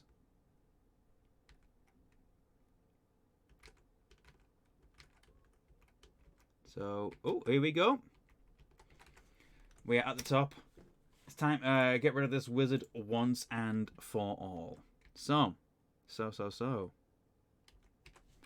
Open the door. We need to make sure we put everything back under our bed, because otherwise we will be killed pretty quickly. So we're going to hide our stuff again. But, once the wizard's gone, we won't have to hide our stuff anymore. So now he's a bisexual cat boy? I mean, I guess so. In the lore of the King's Quest reboot in 2015, Manannan is actually like a goblin who made himself into a human wizard. So, put all under bed. Alright. We need the porridge. The porridge that is just right. And we need the cookie. So we won't eat the cookie by itself. It's a bit too suspicious. But we can crumble the cookie into the porridge. And now it just seems like a porridge with some nice little crumbled cookie in it. Ooh, very nice. Right. And now we just have to wait for Manannan to wake up. And when he wants his breakfast, we're going to give him a breakfast to remember. So yeah, once again we play the waiting game of waiting for Manannan to wake up. I'm just going to have a little peek. Yeah, he's still asleep. So that is what we are doing. And after Manannan's gone, we're going to be doing a couple more spells. But this time we won't necessarily have to worry about anybody catching us, because Manannan will be a cat. And the cat can't do anything. So watch out, a poisonous porridge. Indeed, it is a poisonous porridge, or rather a magical porridge. Hello, Nico. Welcome to the stream. Just noticed that his bedroom is entirely pink. Manannan's just a big girly pop. Spell mechanics are cool in this. It is a really cool feature. But I people who play this for the first time, I remember the first time I played this, even with a guide, I was like, what the hell is going on? I didn't understand necessarily what it was telling me to try and do. But like now that I've played it once, I kind of understand everything the game's going for. I mean, here's the thing. Once we've defeated Manannan, the game's still not over, by the way. There's actually quite a bit more to go. But at the very least, we're no longer timed on things. We don't have to worry about how long it'll take us to do specific things. We don't have to worry about Manannan catching us and things. So, yeah. Rosa's stream, you didn't know she did that? Oh, yeah. She totally does. We're just waiting for him to wake up. Come on, you. Time to kill another man. Well, it's not killing him. He just turning him into a cat. I mean, it's not necessarily murder. Just kind of destroying his human form. It depends on how you consider things, I suppose. What are the best herbs on boiled potatoes? I honestly could not tell you the answer to that. Asking for a friend. Honestly, I'm not. I don't know. I mean, turn into a cat seems like an improvement. Yeah. I mean, if you're a wizard, maybe it's not an improvement because maybe he wants to have a bit more freedom. It won't actually be the last we hear of Manannan in the series, even in the classic series, because we will hear about Manannan's cat form later on. You become a cat wizard. Hey, potentially. You can see by the points we're only just over halfway there with everything. So yeah, just waiting for this wizard to wake up. Standing menacingly outside his room.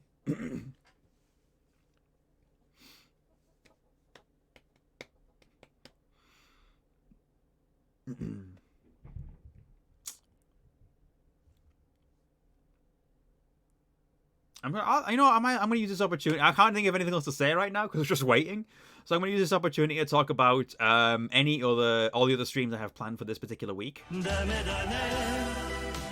a moment.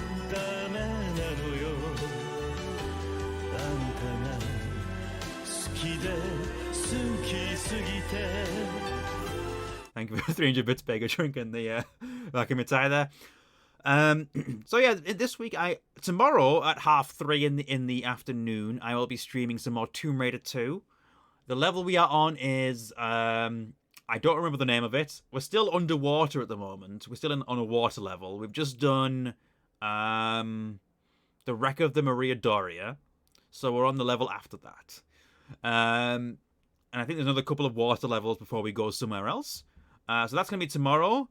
And then at the end of the week, I have another couple of days off. So either on Friday or Saturday, I haven't decided yet. It depends on what's going on Friday. I will be doing King's Quest 4. So keep an eye out for that, because it's gonna be pretty fun. And once you've done King's Quest 4, we'll have gotten through all the classic parts of King's Quests. Next up is Living Quarters. Yes, Living Quarters is the next Tomb Raider level we have to do. So yeah. By the end of this week, we will have done more Tomb Raider and King's Quest 3 and 4. So, pretty good progress. Come on, Mananan. Dude, how much sleep do you need? I want to turn you into a cat here.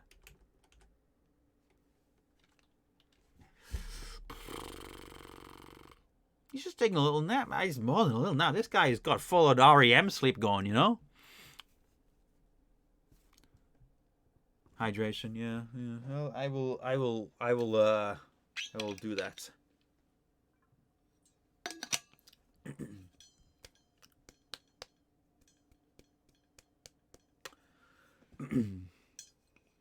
Yeah, we've got a couple of... So the spells we have to work on after this are teleportation at random, causing a deep sleep, brewing a storm, and turning invisible. So we have 4 more spells to make after this. You're about halfway through Tomb Raider 2 on level 9 of 18. Yeah, I thought that was about right. Kako Cam and Hydration. Yeah, here's a Kako Cam for you. Nobody's redeemed Weather Scarf yet, have they? Because if they have, I've missed it.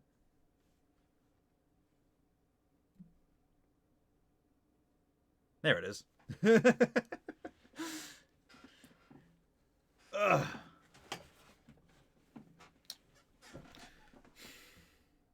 Where is this wizard? Where is he?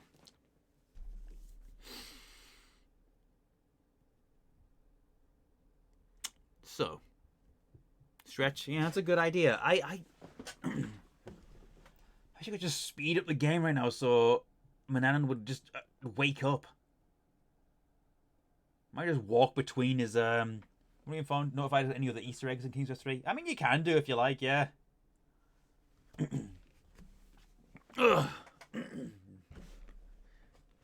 Rise and shine, Mr. Freeman. I'm just gonna. Oh. I have the feeling.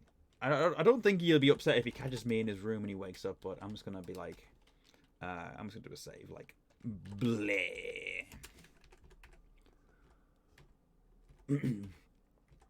Which the fastest? Perhaps that would be a good idea, yeah.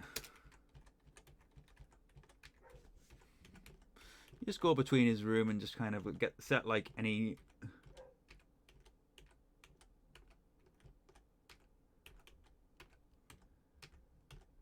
Bro, I just want you to wake up.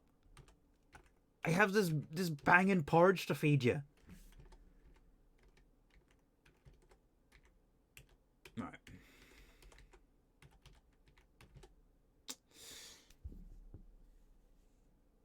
I was going to try to poison man, but he died in his sleep.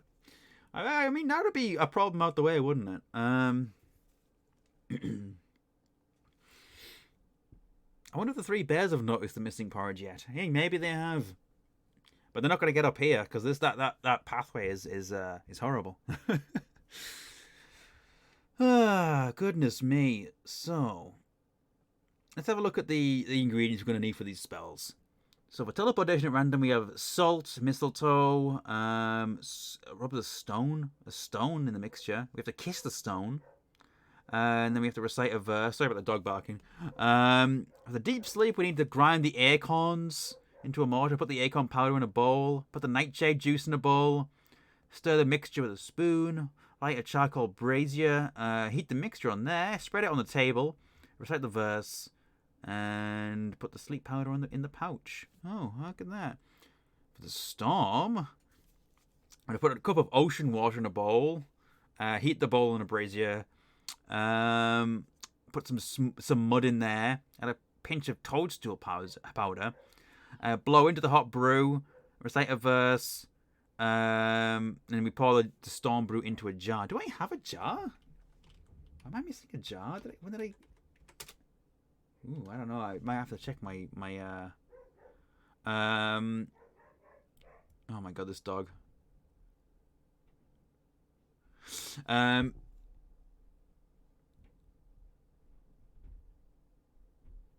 I have a jar? I don't know if I have a jar. I can't remember. I'm gonna look on the walkthrough page and see if there's something I missed.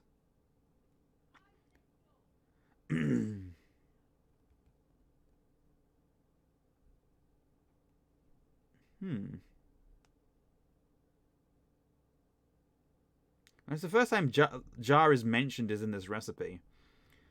So presumably I have a jar already, but I hope that's something I've missed. Maybe there's a jar in the laboratory itself. Jesus Christ, how long is this gonna take, man? Look at that, it's been an hour. Dude, wake up! My god.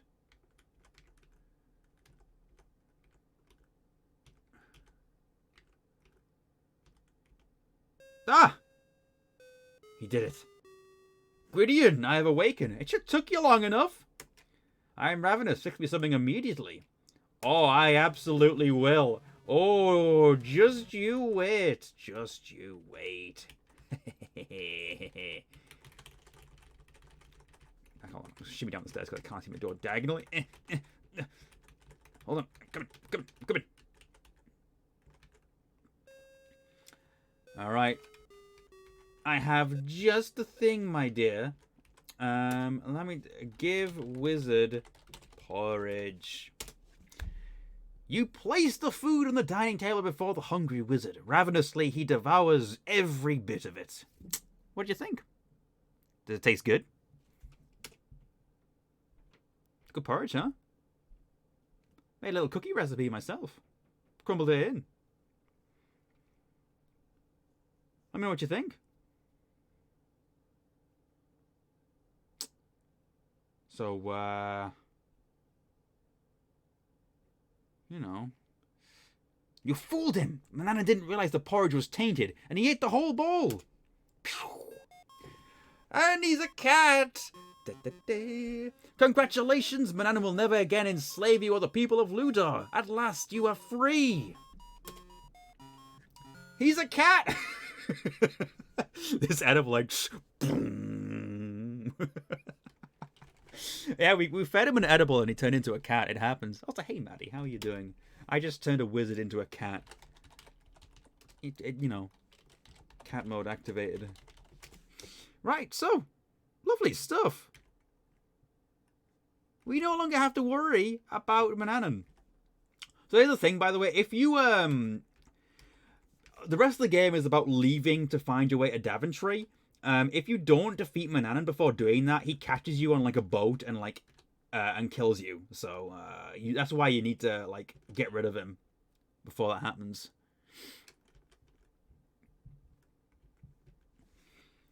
Take all. Brrr. We got all our stuff back. That's great.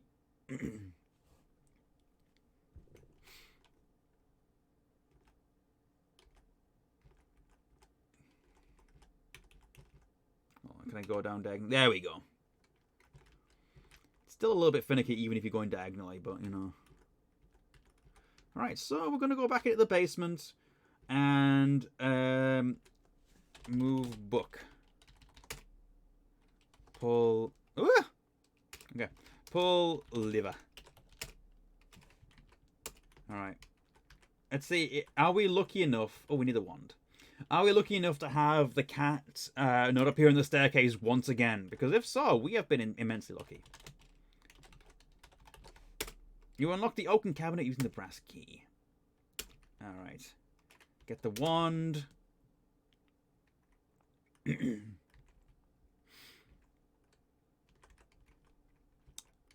Oh gosh. Okay, no cat once more. This has been a very, very lucky playthrough of King's Quest 3.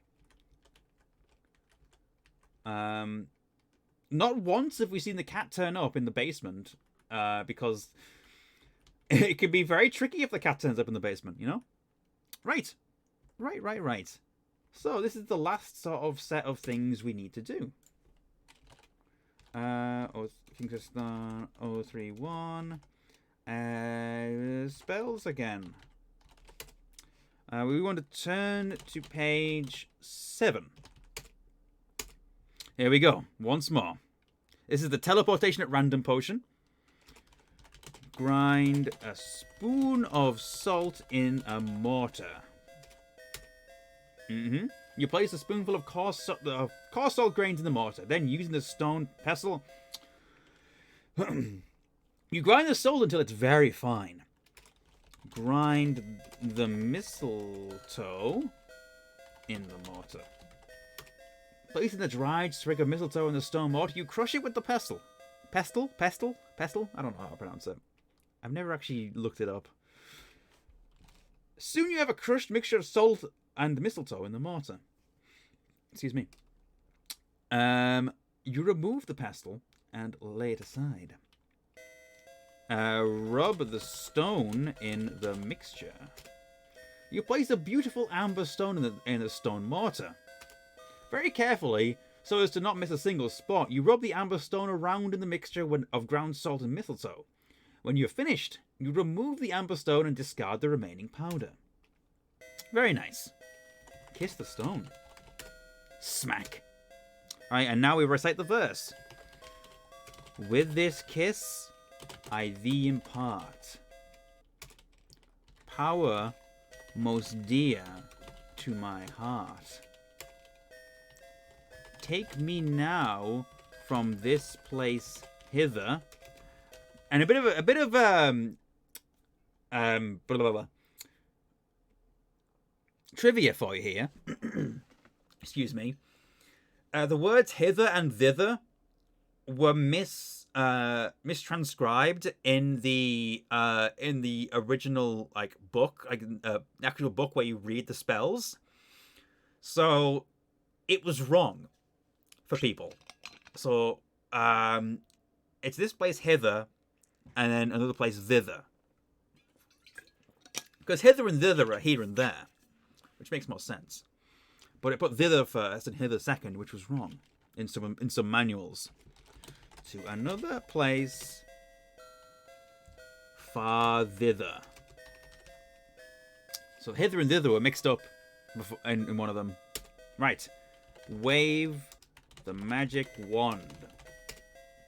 You wave the magic wand over the encrusted amber stone. Successfully completing the spell, you again look at the wizard's laboratory. Alright, so that's a spell complete.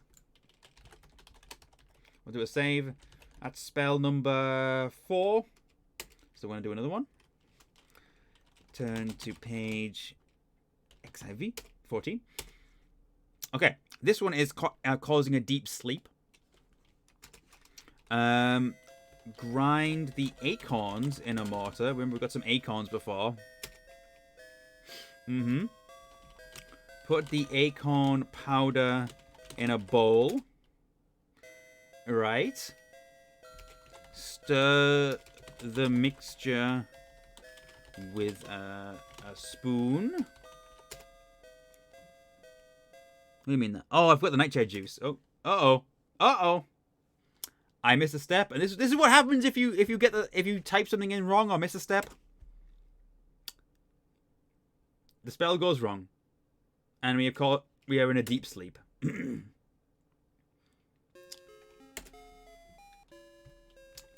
It's not what we want to happen. Let's try that again. Turn to page XIV. Alright, so we're trying this again. I forgot the nightshade juice for this. That's why it went wrong. Grind the acorns in a mortar. Put the acorn powder in a bowl. Put the nightshade juice in the bowl. Juice is spelled wrong.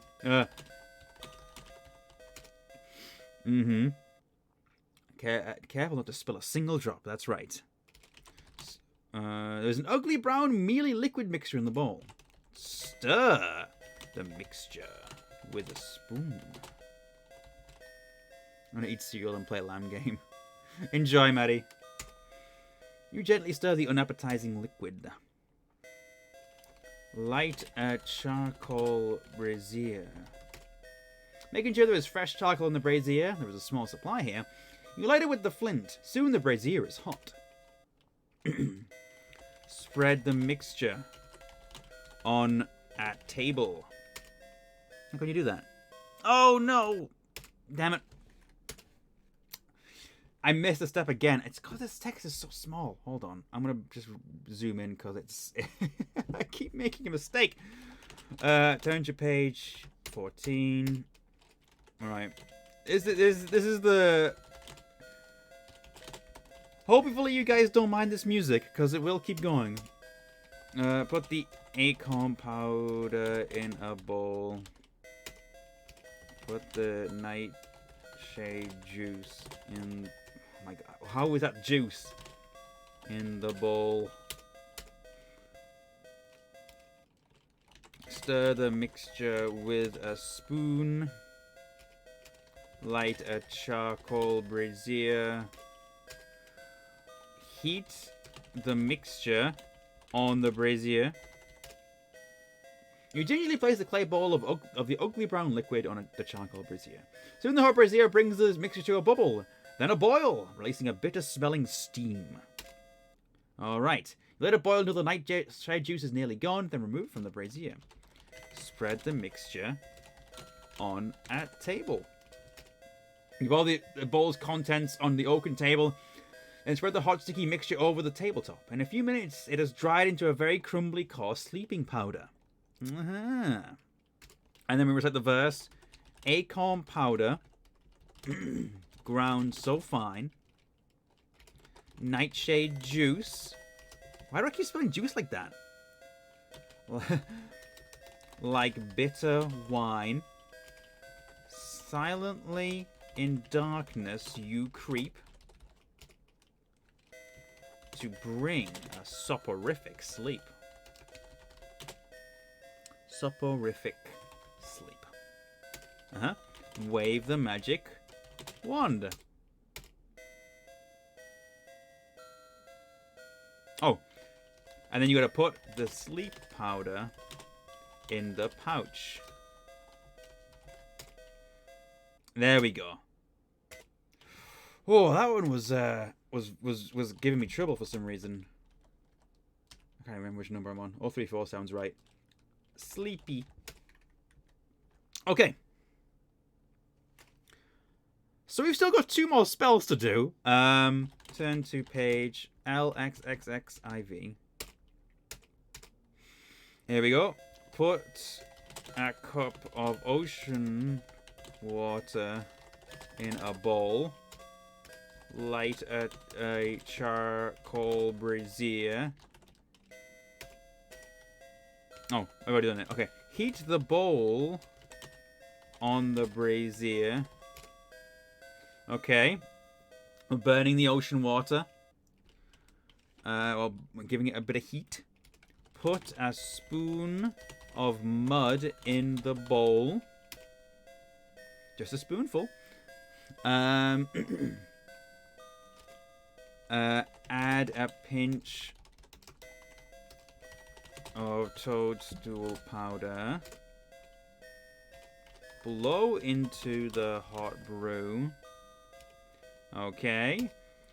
And then elements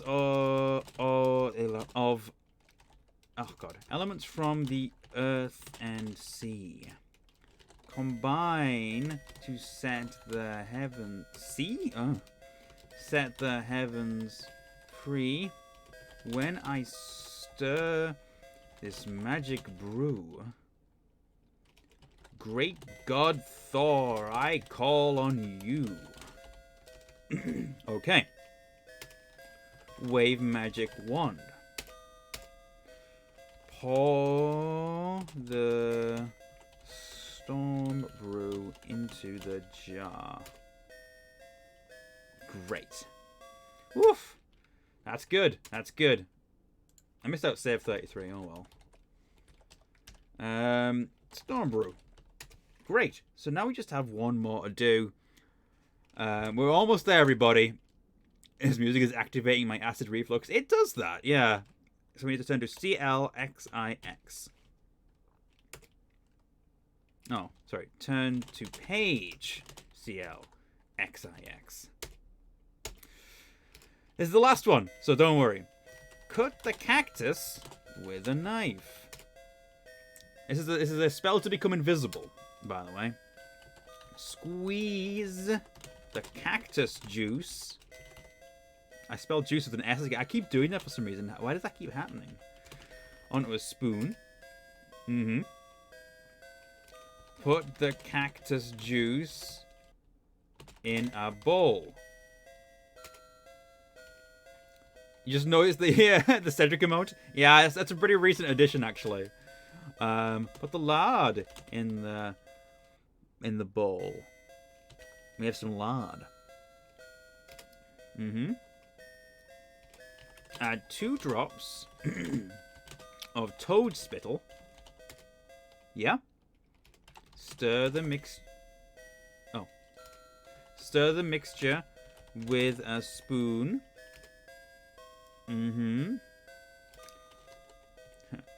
Cactus plant and horny toad. That's what it says in the spell book.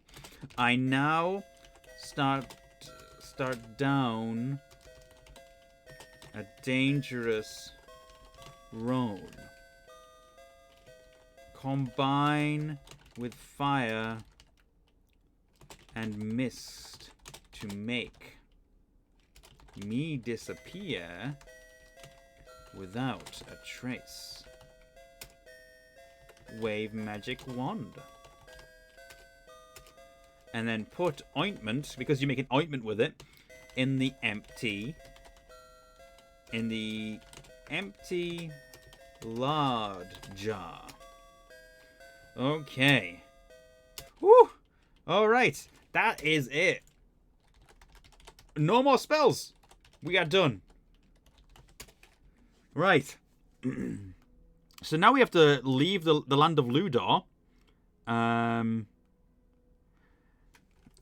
that is... and then we can begin our journey to Daventry. As you can tell so far, this is a much longer game. And once again, the cat isn't there. We have gone an entire King's Quest 3 playthrough without seeing the cat in the basement once. We don't even have to close this anymore because the wizard's gone. Don't have to worry about anything at this point. It's fantastic stuff. Anyway, let's look at the map. We don't even have to be back at the... we don't even have to be back at the... At the house at this point. We can just go wherever we want. So let's do that. We want to go to here. See, there's one place. Ow! What the hell? What do you mean, ouch? They can't even still around. I haven't seen it since you turned money and so on. I don't know. Anyway, the one place we haven't been yet is the tavern. So let's go into here. We might have just what we need. Oh, look, pirates. Oh, handy. One of the rowdy seamen yells to the barmaid, "Wench, come over here with more rum." Yeah, you know, we've got a whole situation with seamen and wenches. I don't worry about it. It's just part of the game. Let's look at seamen. The seamen. You just used the word. The sailors have obviously been drinking heavily for some time, and are very loud and rowdy. Well, talk to Captain. The sailors peer at you through bleary eyes and continue swilling their rum. One, who looks like a captain, pauses and then drunkenly says, "Aye, me bucko, be your wanton passage on me ship. What you running from? Ah, it's no matter. As long as you got gold, let's me see how much you got. Alright, well, we got some gold after all. Give gold to Captain. We got some passage. As you bring out the purse, the captain snatches it from your hand as, "Aye, lad, I sees you do have a wee bit of gold. It's less than me regular fare, but I'll gives you a passage anyways. We'll be waiting for you at the wharf, but not for long." The captain and his men down their rum in one long draught. And then, or draft, and then leave the tavern. Alright, well, we have passage. Let's go, I suppose. This is where we want to be. I feel like we were ripped off. Yeah, maybe a little bit, but it happens. Assuming I was meant to be. You can see there's now a ship here. Let's do a little save just before. Hey, evac rating with a party of 6. Welcome on in. Welcome on in. We're about to go on a little pirate adventure. Because we paid them to take us anywhere else. Otherwise, "You'd better get aboard, boy, or we'll sail without you." Oh, well, I'm here. As the gangplank is drawn in, you hear the captain shout to his men, "Take his things and put him in the hold until I figure out what's to do with him." Ah. You have a sneaking suspicion that you may have made a big mistake. These are pirates.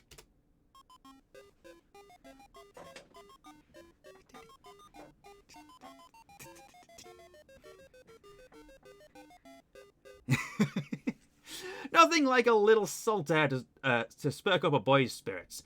All things being equal, we might have enjoyed this ocean voyage.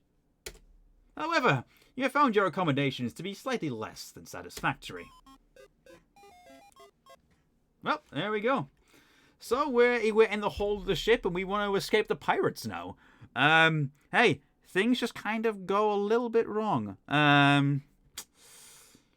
But there are a couple of cool things to remember here. Number one, and we'll see, what you'll see shortly, there's 2 mice here, but we can speak to animals. So we'll just have to just wait for a moment, and the mice will have a conversation.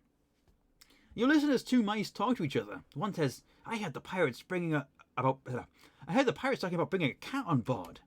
"No, don't scare me like that," exclaimed the other mouse. Retorts the first. "I mean it. I said there's getting to be too many mice on this ship. We need to call a mouse council and decide what to do with the situation." Well, there is that. That's not what we really want to hear. We want to hear something else and talk about something else first. Once we hear them talk about a very specific thing, we'll know what we've heard the right thing.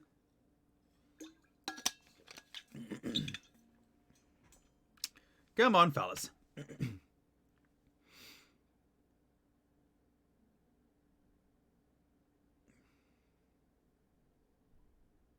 Just gotta wait. Once again, it's another waiting game. So it talks about cats there, but that's not the conversation we want to hear. There's another one about as soon as we hear about treasure, basically. Maybe if I just go back and forth. Oh no, the mice are gone. Oh. Is that all they had to say? Oh. Hold on. I'm going to reload because I feel like this may have gone slightly wrong. Hold on. Sorry about that. Hold on. We're going to hear the pirate music again. Should have saved. Should have saved as I entered the hold. I think we want. I don't know if we need to hear the mice say that what we need them to hear, but like if we, it's entirely possible that it may be bad if we don't hear that, so.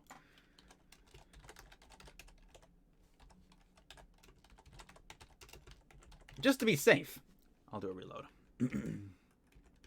Yeah, there's a lot of puzzles that involve waiting. Alright.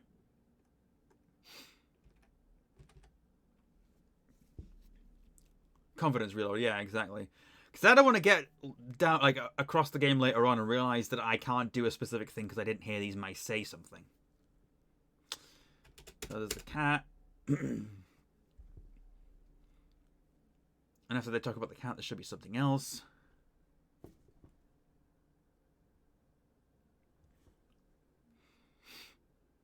Sitting on staying a rat. These are mice. Come on. Don't be rude.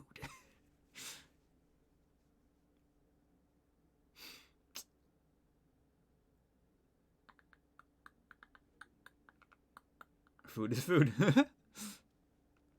Hey, for a cat, yes. Non-specific rodent species.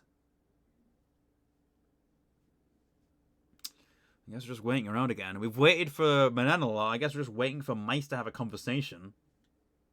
Which, you know, can happen. I mean, if they don't have the conversation, they don't have the conversation. There's not a lot we can really do about that. Fairly certain this is just kind of something for bonus points anyway, rather than an actual essential thing.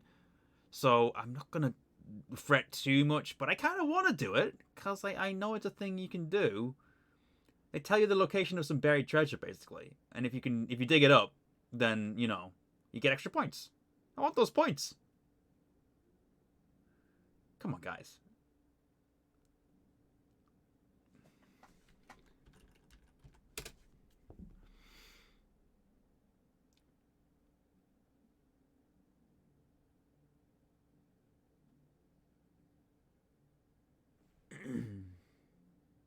Punch a monk, maybe that'll help. Well, I don't know about that.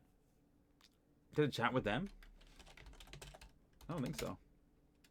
The mice totally ignore your attempted conversation. No, you don't talk to them.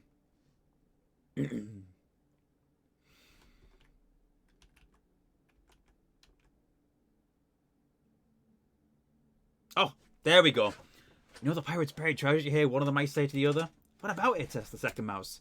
Here's the first. Well, I heard the captain talking about it with one of his men. He said if it was buried. Let me see if I can remember. Oh, yeah, he said it was buried near a lone palm tree.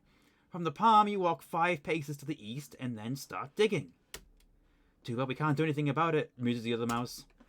There we go. That's what we needed. We'll stay over this one. So now we need to get out of here. Because these pirates are not exactly nice, really. Sometimes it just happens that way. At least we have passage, but, you know. We do need to escape these guys. So. Right. So, we just want to drop this, I think.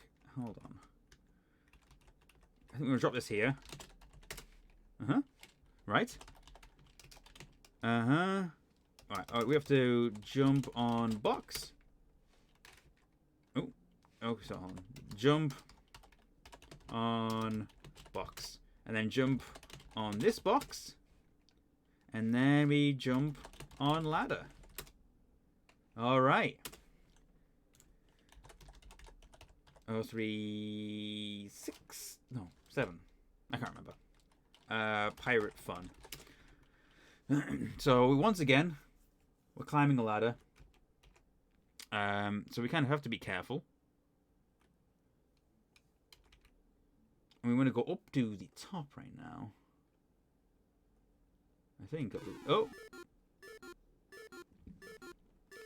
So we haven't died there, but we... Okay.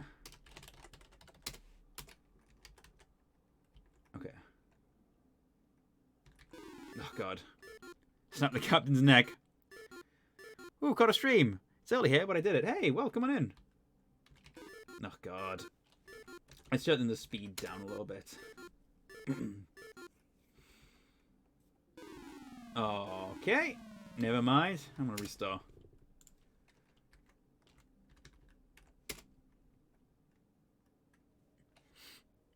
What makes this the hardest King's Quest? Just like all these sort of random chance things that are involved in this game. We got really lucky in this playthrough. But yeah, you have time limits, you have random chance, like uncertain things happening. You kind of have to wait around a lot for certain things to happen. No. I want to climb up, please.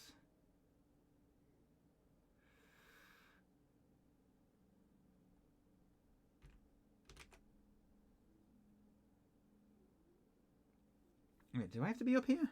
Hold on. Oh, maybe I don't have to be here yet. Oh, maybe I don't. Okay, hold on. Give me a second. I think I've climbed a bit too high too early. Please drink from my throat. Oh. Oh well.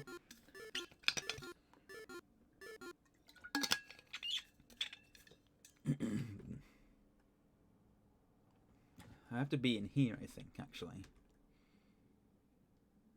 Or do I? I don't know. Where am I going? Oh, that's what we need. It's hard to see amongst the background, but there's a shovel here. That's what we need. We needed the shovel.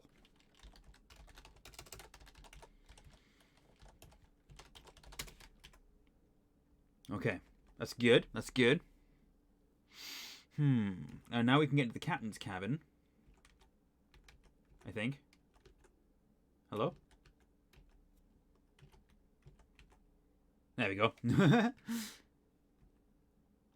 Open chest. Look. Oh, okay. This is where all our items are, by the way. Great. We've got all our items back. Let's look at the chart. You said the chart tacked on the wall. It traces the route the ship is now sailing. It leaves Ludo crossing a wide ocean and arriving at the foot of a mountain range. An X has been marked at the arrival point. Well, that's pretty good. Okay. Oh, God. No, don't worry about it, man. I'm fine. Ooh, that was a close one. Right, so we want to be back down here. And now, once more, we would like to wait. Wait. Good thing he didn't see you. I know, right? That was actually a close one. So, yeah. According to the walkthrough here, you may need to wait 5 or 10 minutes. What was that music about? The music cue happened because the captain returned to the cabin as I was leaving. Luckily, he didn't see me. So, yeah, once again, we must wait. There is a lot of waiting going on right now. We need to wait for the anchors to drop. Because once the anchors drop, we have reached the place that we need to be. Why did it sound like that? It's just a generic sound for a danger entering the screen. It's the same one that plays when the robbers attack you, I think. So, yeah. So basically, once the anchor is dropped, we're going to use our sleeping powder to send all the pirates to sleep so we can escape. But it'll all be good. We just have to wait again. King's Quest 3 is a waiting game. You have to wait for a lot of things to happen. But like I say, we have been very fortunate with a lot of this playthrough because it can be utterly brutal at times with some of the RNG. It worked in our favor. I am not going to complain. Basically, once we've got off this ship, the last thing will be at Daventry, basically, or the outskirts of Daventry. So we just make our way in, save the princess, and then we've won the game. Of course, there's a bit more to it than that, but you know, there's a Yeti at one point. I think it's a Yeti.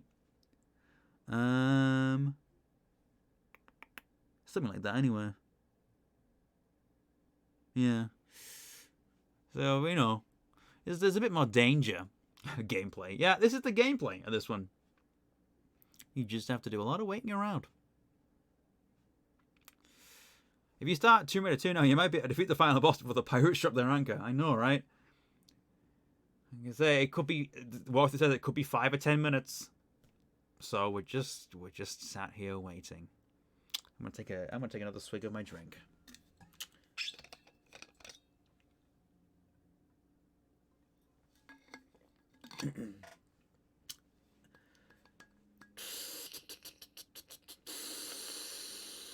So, how are you guys? You enjoying the stream? Enjoying this waiting around? We've waited for wizards. We've waited for mice. We're waiting for pirates. A lot of waiting. Waiting, are we? Don't bring Simon into this. Some adventure games should have a wait verb so you can speed up the universe timer. That would be nice, yeah. Slowly eating cereal. Yeah, you're eating cereal slowly, like these pirates are sailing slowly. There's a child outside. It's the original mindfulness exercise. Can't escape me, Connor. I know you're IP address. Simon, please! Set the ship on fire while you're waiting. I mean, we may be bored, but, you know, we're not an arsonist. Does anyone know how to get small amounts of brandy? I want to make a coq au vin, but I want to pay €15 for a huge bottle when I only need 20 milliliters. You're probably getting a small bottle, I think. I don't know. I imagine that must be somewhere that sells like a little sort of, even like one of the gift set bottles would be would work well for that. I don't know if they do gift sets of brandy. I know I've seen it for like whiskeys and stuff, but who knows? I wish I'd been looking for 2 months. You might just have to bite the bullet and buy the brandy, because at the very least, you know, brandy will keep for a while, so you can use it to make more in the future, or other recipes that involve brandy. I don't even drink alcohol. That's the thing, you know. Alcohol keeps for a long time. Brandy's I don't actually know. Does brandy keep for a while? I think it does. I imagine it would. It's one of those things you could probably keep in a liquor cabinet for like a good number of years. I can't believe you have to wait 10 minutes in game. How on earth do people do this without a walkthrough? I know, right? This is not even the first time I'm playing this game, and I still have a walkthrough with me because this game is just so difficult. Like with King's Quest 1 and 2, I can pretty much do I have like a process in my head of how to play the game. King's Quest 3, I couldn't do that. I'd have to play it many, many times in order to get everything nailed down. God damn. These pirates, man, they're sure taking their time.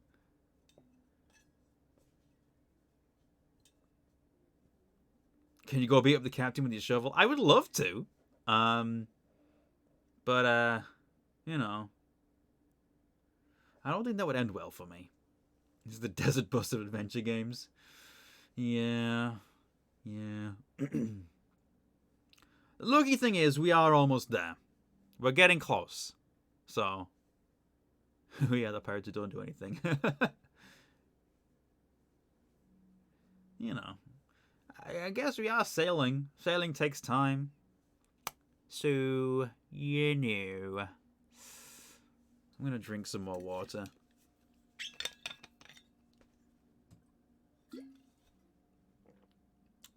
I could be spending this time making another video, you know? I'm sorry, but I must question the validity of this particular piece of game design. Nope, you're right. It's King's Quest 3. King's Quest 3 is just like this. There is no validity in the adventure game design of King's Quest 3. I will be honest. I mean, I like this game. I only like it with a walkthrough. Even with a walkthrough, you still have to wait around a lot. You could be playing my game. No, Simon, I don't want to. I played through King's Quest... Sorry, Simon the Sorcerer 1. I'm doing a video on that. Sorry, games have some weird design choices. Oh, yeah.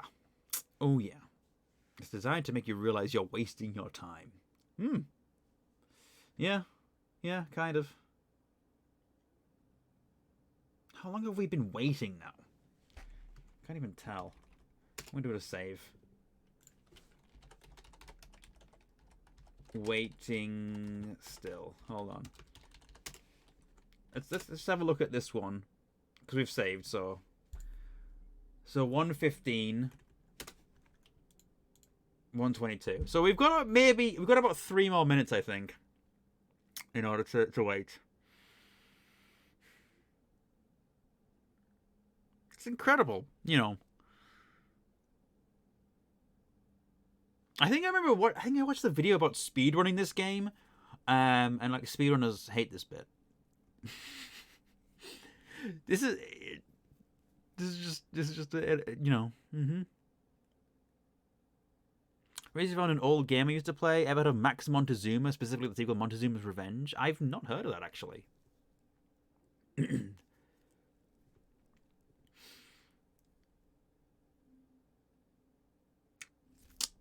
man.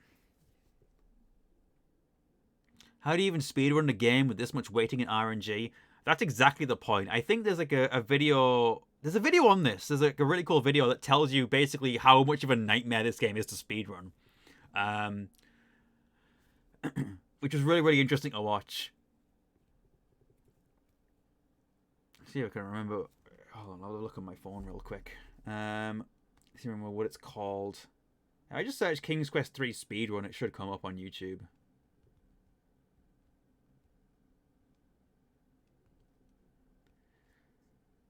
Yes. Okay. There we go. It's a video by One Short Eye. And it's titled "Why Almost No One Runs This Game: King's Quest 3 Speedrun History." Yeah. One Shot Eye actually has a lot of content about speedrunning Sierra games, and other adventure games as well. So if you're interested in that, definitely worth having a look. Because there's some really, really interesting videos on there. But yeah, the stuff about King's Quest 3. I remember watching, so it is wild. Ah, we're here, guys! We made it. We waited long enough. You hear one of the pirates shout, "Land ho, Captain!" Right, finally. Okay.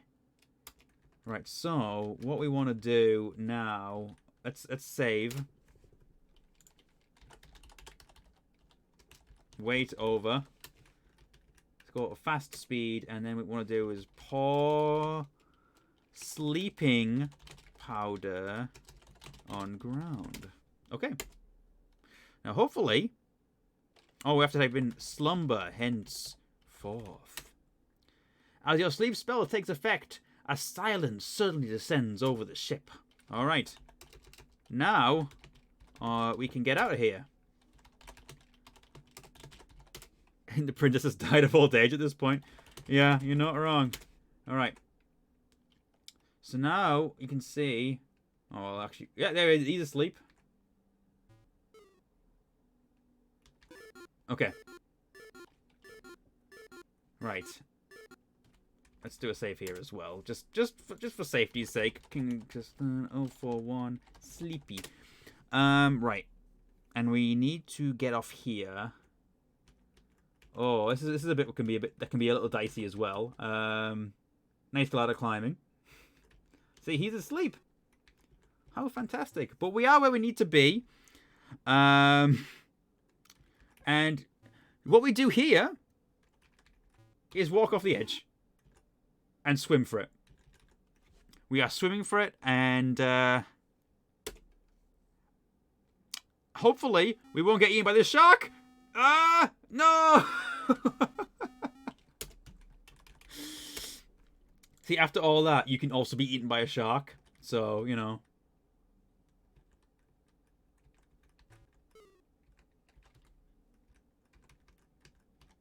Right. Come on.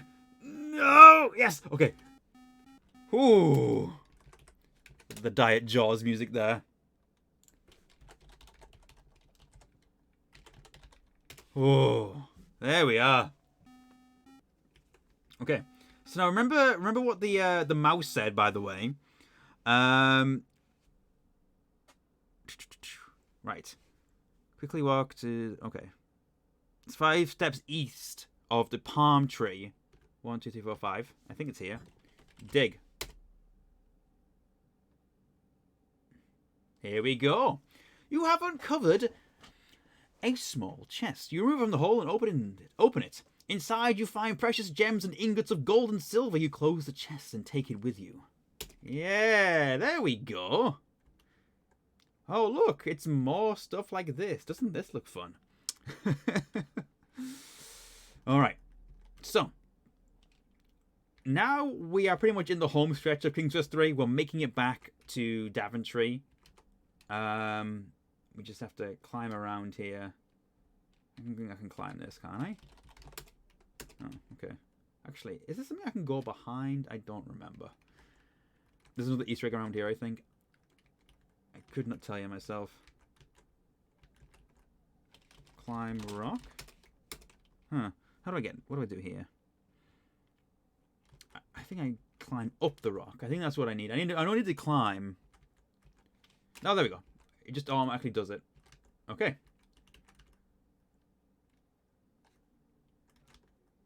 Right. Good stuff. Let's save here. Because things are getting a little bit dangerous. 043. Climbing. But we're getting there. We're getting there. So we just need to follow the path around. Keep going. Don't fall off. That sort of thing. It's basically more of this kind of thing. As you go around. Come to a waterfall. Ooh, interesting. This seems important. And at this point, you dip eagle feather in essence. And you want to go up. Fly north. I can't remember. East and then east. Okay, yeah. I believe here is a Yeti. If you run out of flying juice. Okay, this is good. Oh, yeah, there's the Yeti. Okay. What is this thing? Oh, no, it's the abominable snowman. Yeah, there's a Yeti here, you know. There's a King's Quest game. You just kind of... it just kind of happens like that. A Yeti will chase you, but becomes scared. So here's what happens. We just gotta let this kind of run out. The abominable snowman seems quite confused by this. He stares in amazement, then heads back to his cave. Alright, well, see you, mate. How do I transform back then? That's what I need to do now. Hold on, I'm just going to save. Yeti. Missed the Easter egg though. At the waterfall, the mountains drink water. Ah, I'm sorry. Actually, if I just go down. The urge to find Sora's left, so you head for what you hope is a safe place to land. Okay. Right, there we go. There we go. And now...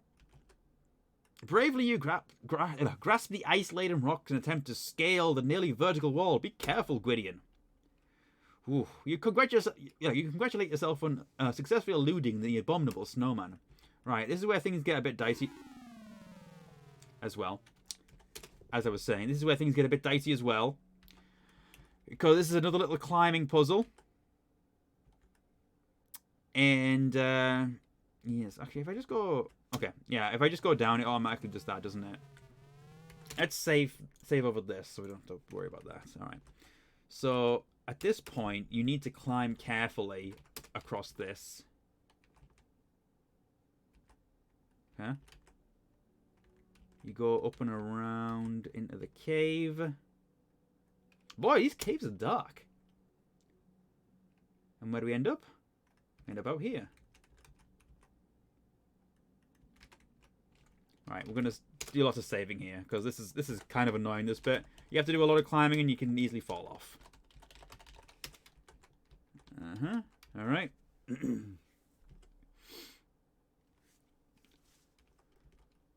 This is a needlessly little complex climbing segment, you know? I think we go down to this one. And then go into here. Which leads us to this one. And we climb up into this. Gameplay! Alright, so you climb onto here. And then go into this cave. Which leads you out here. How this cliff works, I don't know. But at the very least, it works. Lara Croft could never. I know, right? Got nothing on Gwydion of Luda. Okay. So now, we have nearly made it. We've gotten through all these trials, defeated an evil wizard, and defeated some pirates, outswam a shark, tricked a Yeti. So hopefully we won't fall off here, because you can still fall off the edge and die. But if all has gone well, then we might just find ourselves somewhere familiar. Oh. Well, look at that. In fact, does this look at all familiar to you? It might look a little bit familiar. The archway, stone steps, the well. Could it be that we have returned to the kingdom of Daventry? Who's this? Look. You stare at the run-down shack. Up on the porch, a withered gnome rocks in a creaky old rocking chair, whistling a merry tune. The shack leans heavily to one side, and you wonder why it doesn't fall.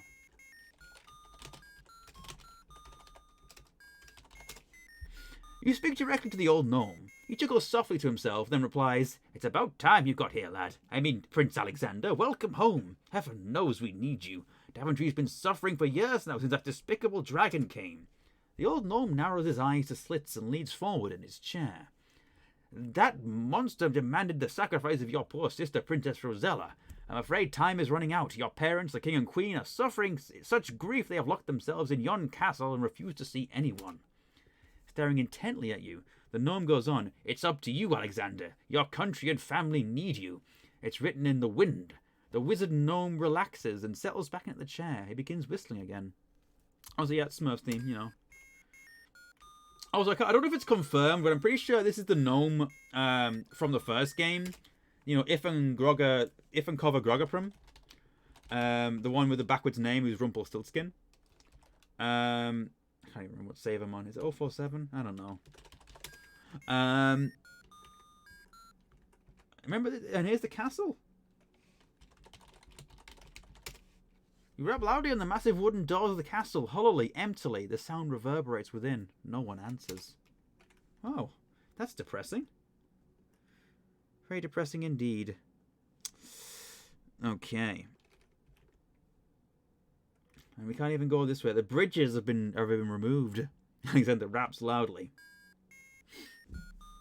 They're so sad that they're not going to help. Yeah, apparently King Grim's just too sad to help in this one. The well is completely blocked off, but, you know, there's not a lot left to do. In fact, the place we need to be is up these stairs. Now, do you remember these stairs from King's Quest 1? Because I certainly do. Based on the score, it seems like you're about to finish the game. Oh, yes. Yes, indeed. So, here we go. You may remember these steps from King's Quest 1. These are the steps that lead to where the giant lives. And where you get the treasure. The treasure chest.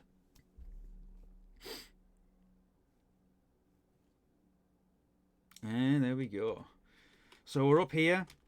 First of all, we have one thing we need to do. Rub ointment on me. Remember, we have this invisibility ointment. Wait, does not meet the spell requirement. Okay, you have to go outside first.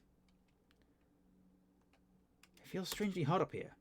Yeah, we open the clouds. Remember, we used the beanstalk to get here before. Rub ointment on me. How can you do that?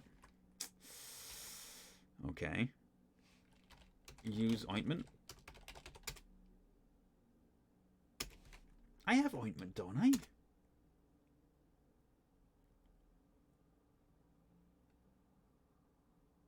I definitely do. There's no way I don't. That would be really bad if I don't. Okay. Oh, god damn it. Is it the rose essence? No, that's the that's something else. I definitely made the invisibility ointment.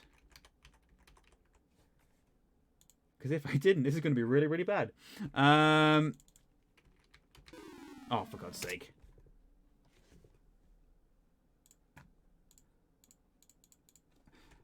I definitely made it, though, is the thing. And now the steps are going to give me grief.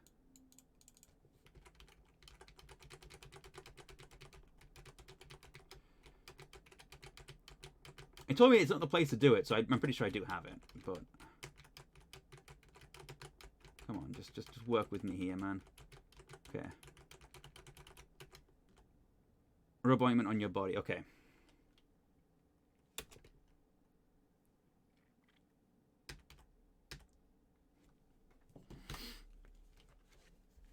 Okay. Let's double check this.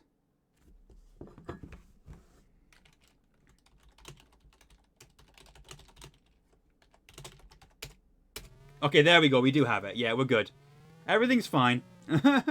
Right. Finally. And then the three-headed dragon's here. I was very worried for a moment that it had gone missing out my inventory, and I couldn't figure out how that could have happened. But we can go up here, and the dragon can't see us. So the last thing we need to do is stir storm brew with finger. Okay. And I need to say, brew of storms, churn it up. Ba-boom! Yeah, I just need to use a very specific phrase. Yeah, to show me how it goes. Bolts of lightning strike the huge dragon. He howls in pain and falls to the ground dead. Nope, and he's dead. Your magic spell is wearing off. Alright. We did it! Okay. But we're not quite done yet. We have one more thing we need to do. We need to lead Rosella back to safety. Which is surprisingly more difficult than it seems. But we'll do that. Hello. Talk to Rosella. Help, untie me. Untie Rosella. You rapidly untie Princess Rosella from the wooden pole. She looks bewildered as to who her benefactor may be. I'm your long-lost brother, Prince Alexander, you proudly exclaim. The girl looks doubtful. I'll explain it all later, you continue, realizing that this is now is not the time for this. Just follow me. Let's go meet the folks. With mixed emotions, the girl agrees to follow you. Alright. Here we go. Can you trip on the dragon? No, but you have to lead Rosella all the way back. So, you know. Hold on, talk to Rosella. Bashfully, you introduce yourself to your long-lost sister. How can I be sure you're really my brother? Princess Rosella wonders. I know. My mother always said that Alexander had a cute birthmark on his bottom. Let me see if you have it. Embarrassed, you reveal your cute birthmark. Oh, Alexander, she cries. You really are back. Mom and Dad will be so happy. I just showed you my butt. I don't know about that.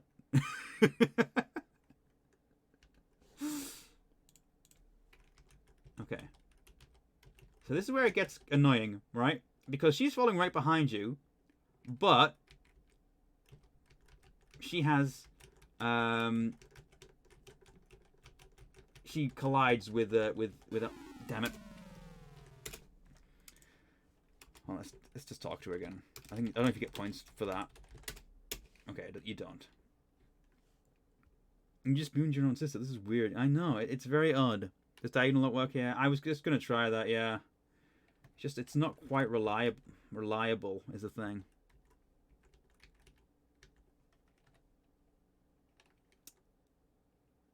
Thing is, okay, yeah, you're fine. It's that she can get in your way sometimes as well, so it can be very frustrating. There we go. Okay, we're good. The diagonal certainly helps here. Alright, there we go. It's a good thing you don't have to wait for her to like head across, because she gets stuck on everything. Right, let's just speed things up a little bit. Come on. Yeah, let's go. Oh, yippee, you did it, your majesty. The gnome squeals in delight. I knew you would save us all. King Graham and Queen Valis will be overjoyed to see you two. He claps his gnarled hands. I must run ahead to announce your arrival. The gnome spryly scampers towards the castle. Oh, well, there we go. The castle doors are wide open to welcome home a long-missing son and a much-loved daughter. Atop the castle, the banners proudly wave. The heavy feeling of oppression is gone. Hope has at last returned to Daventry. Oh, let's just change it back to fast speed. Because it's automatically pulling me there now.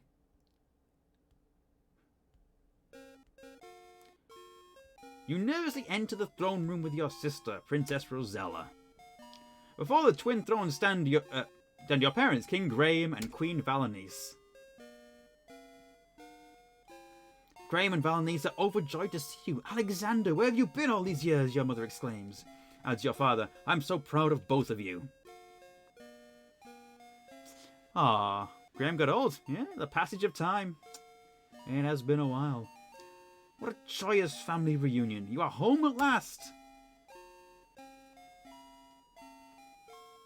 King Graham points to the mirror. That was once a magic mirror, son, he says sadly, but it has been clouded ever since the night you disappeared from your cradle. And now it's back to normal. Before your astonished eyes, the magic mirror clears and shines anew with brilliant clarity. Queen Valenice cries in delight. The terrible dragon is dead, our children are home, and the future looks bright for us all. King Graham lovingly retrieves his adventurous hat with the red feather. With emotion he tells you, Alexander, Rosella, this old hat and I have been through a lot together. Now it's time he had a new travelling companion. He flings it in your direction.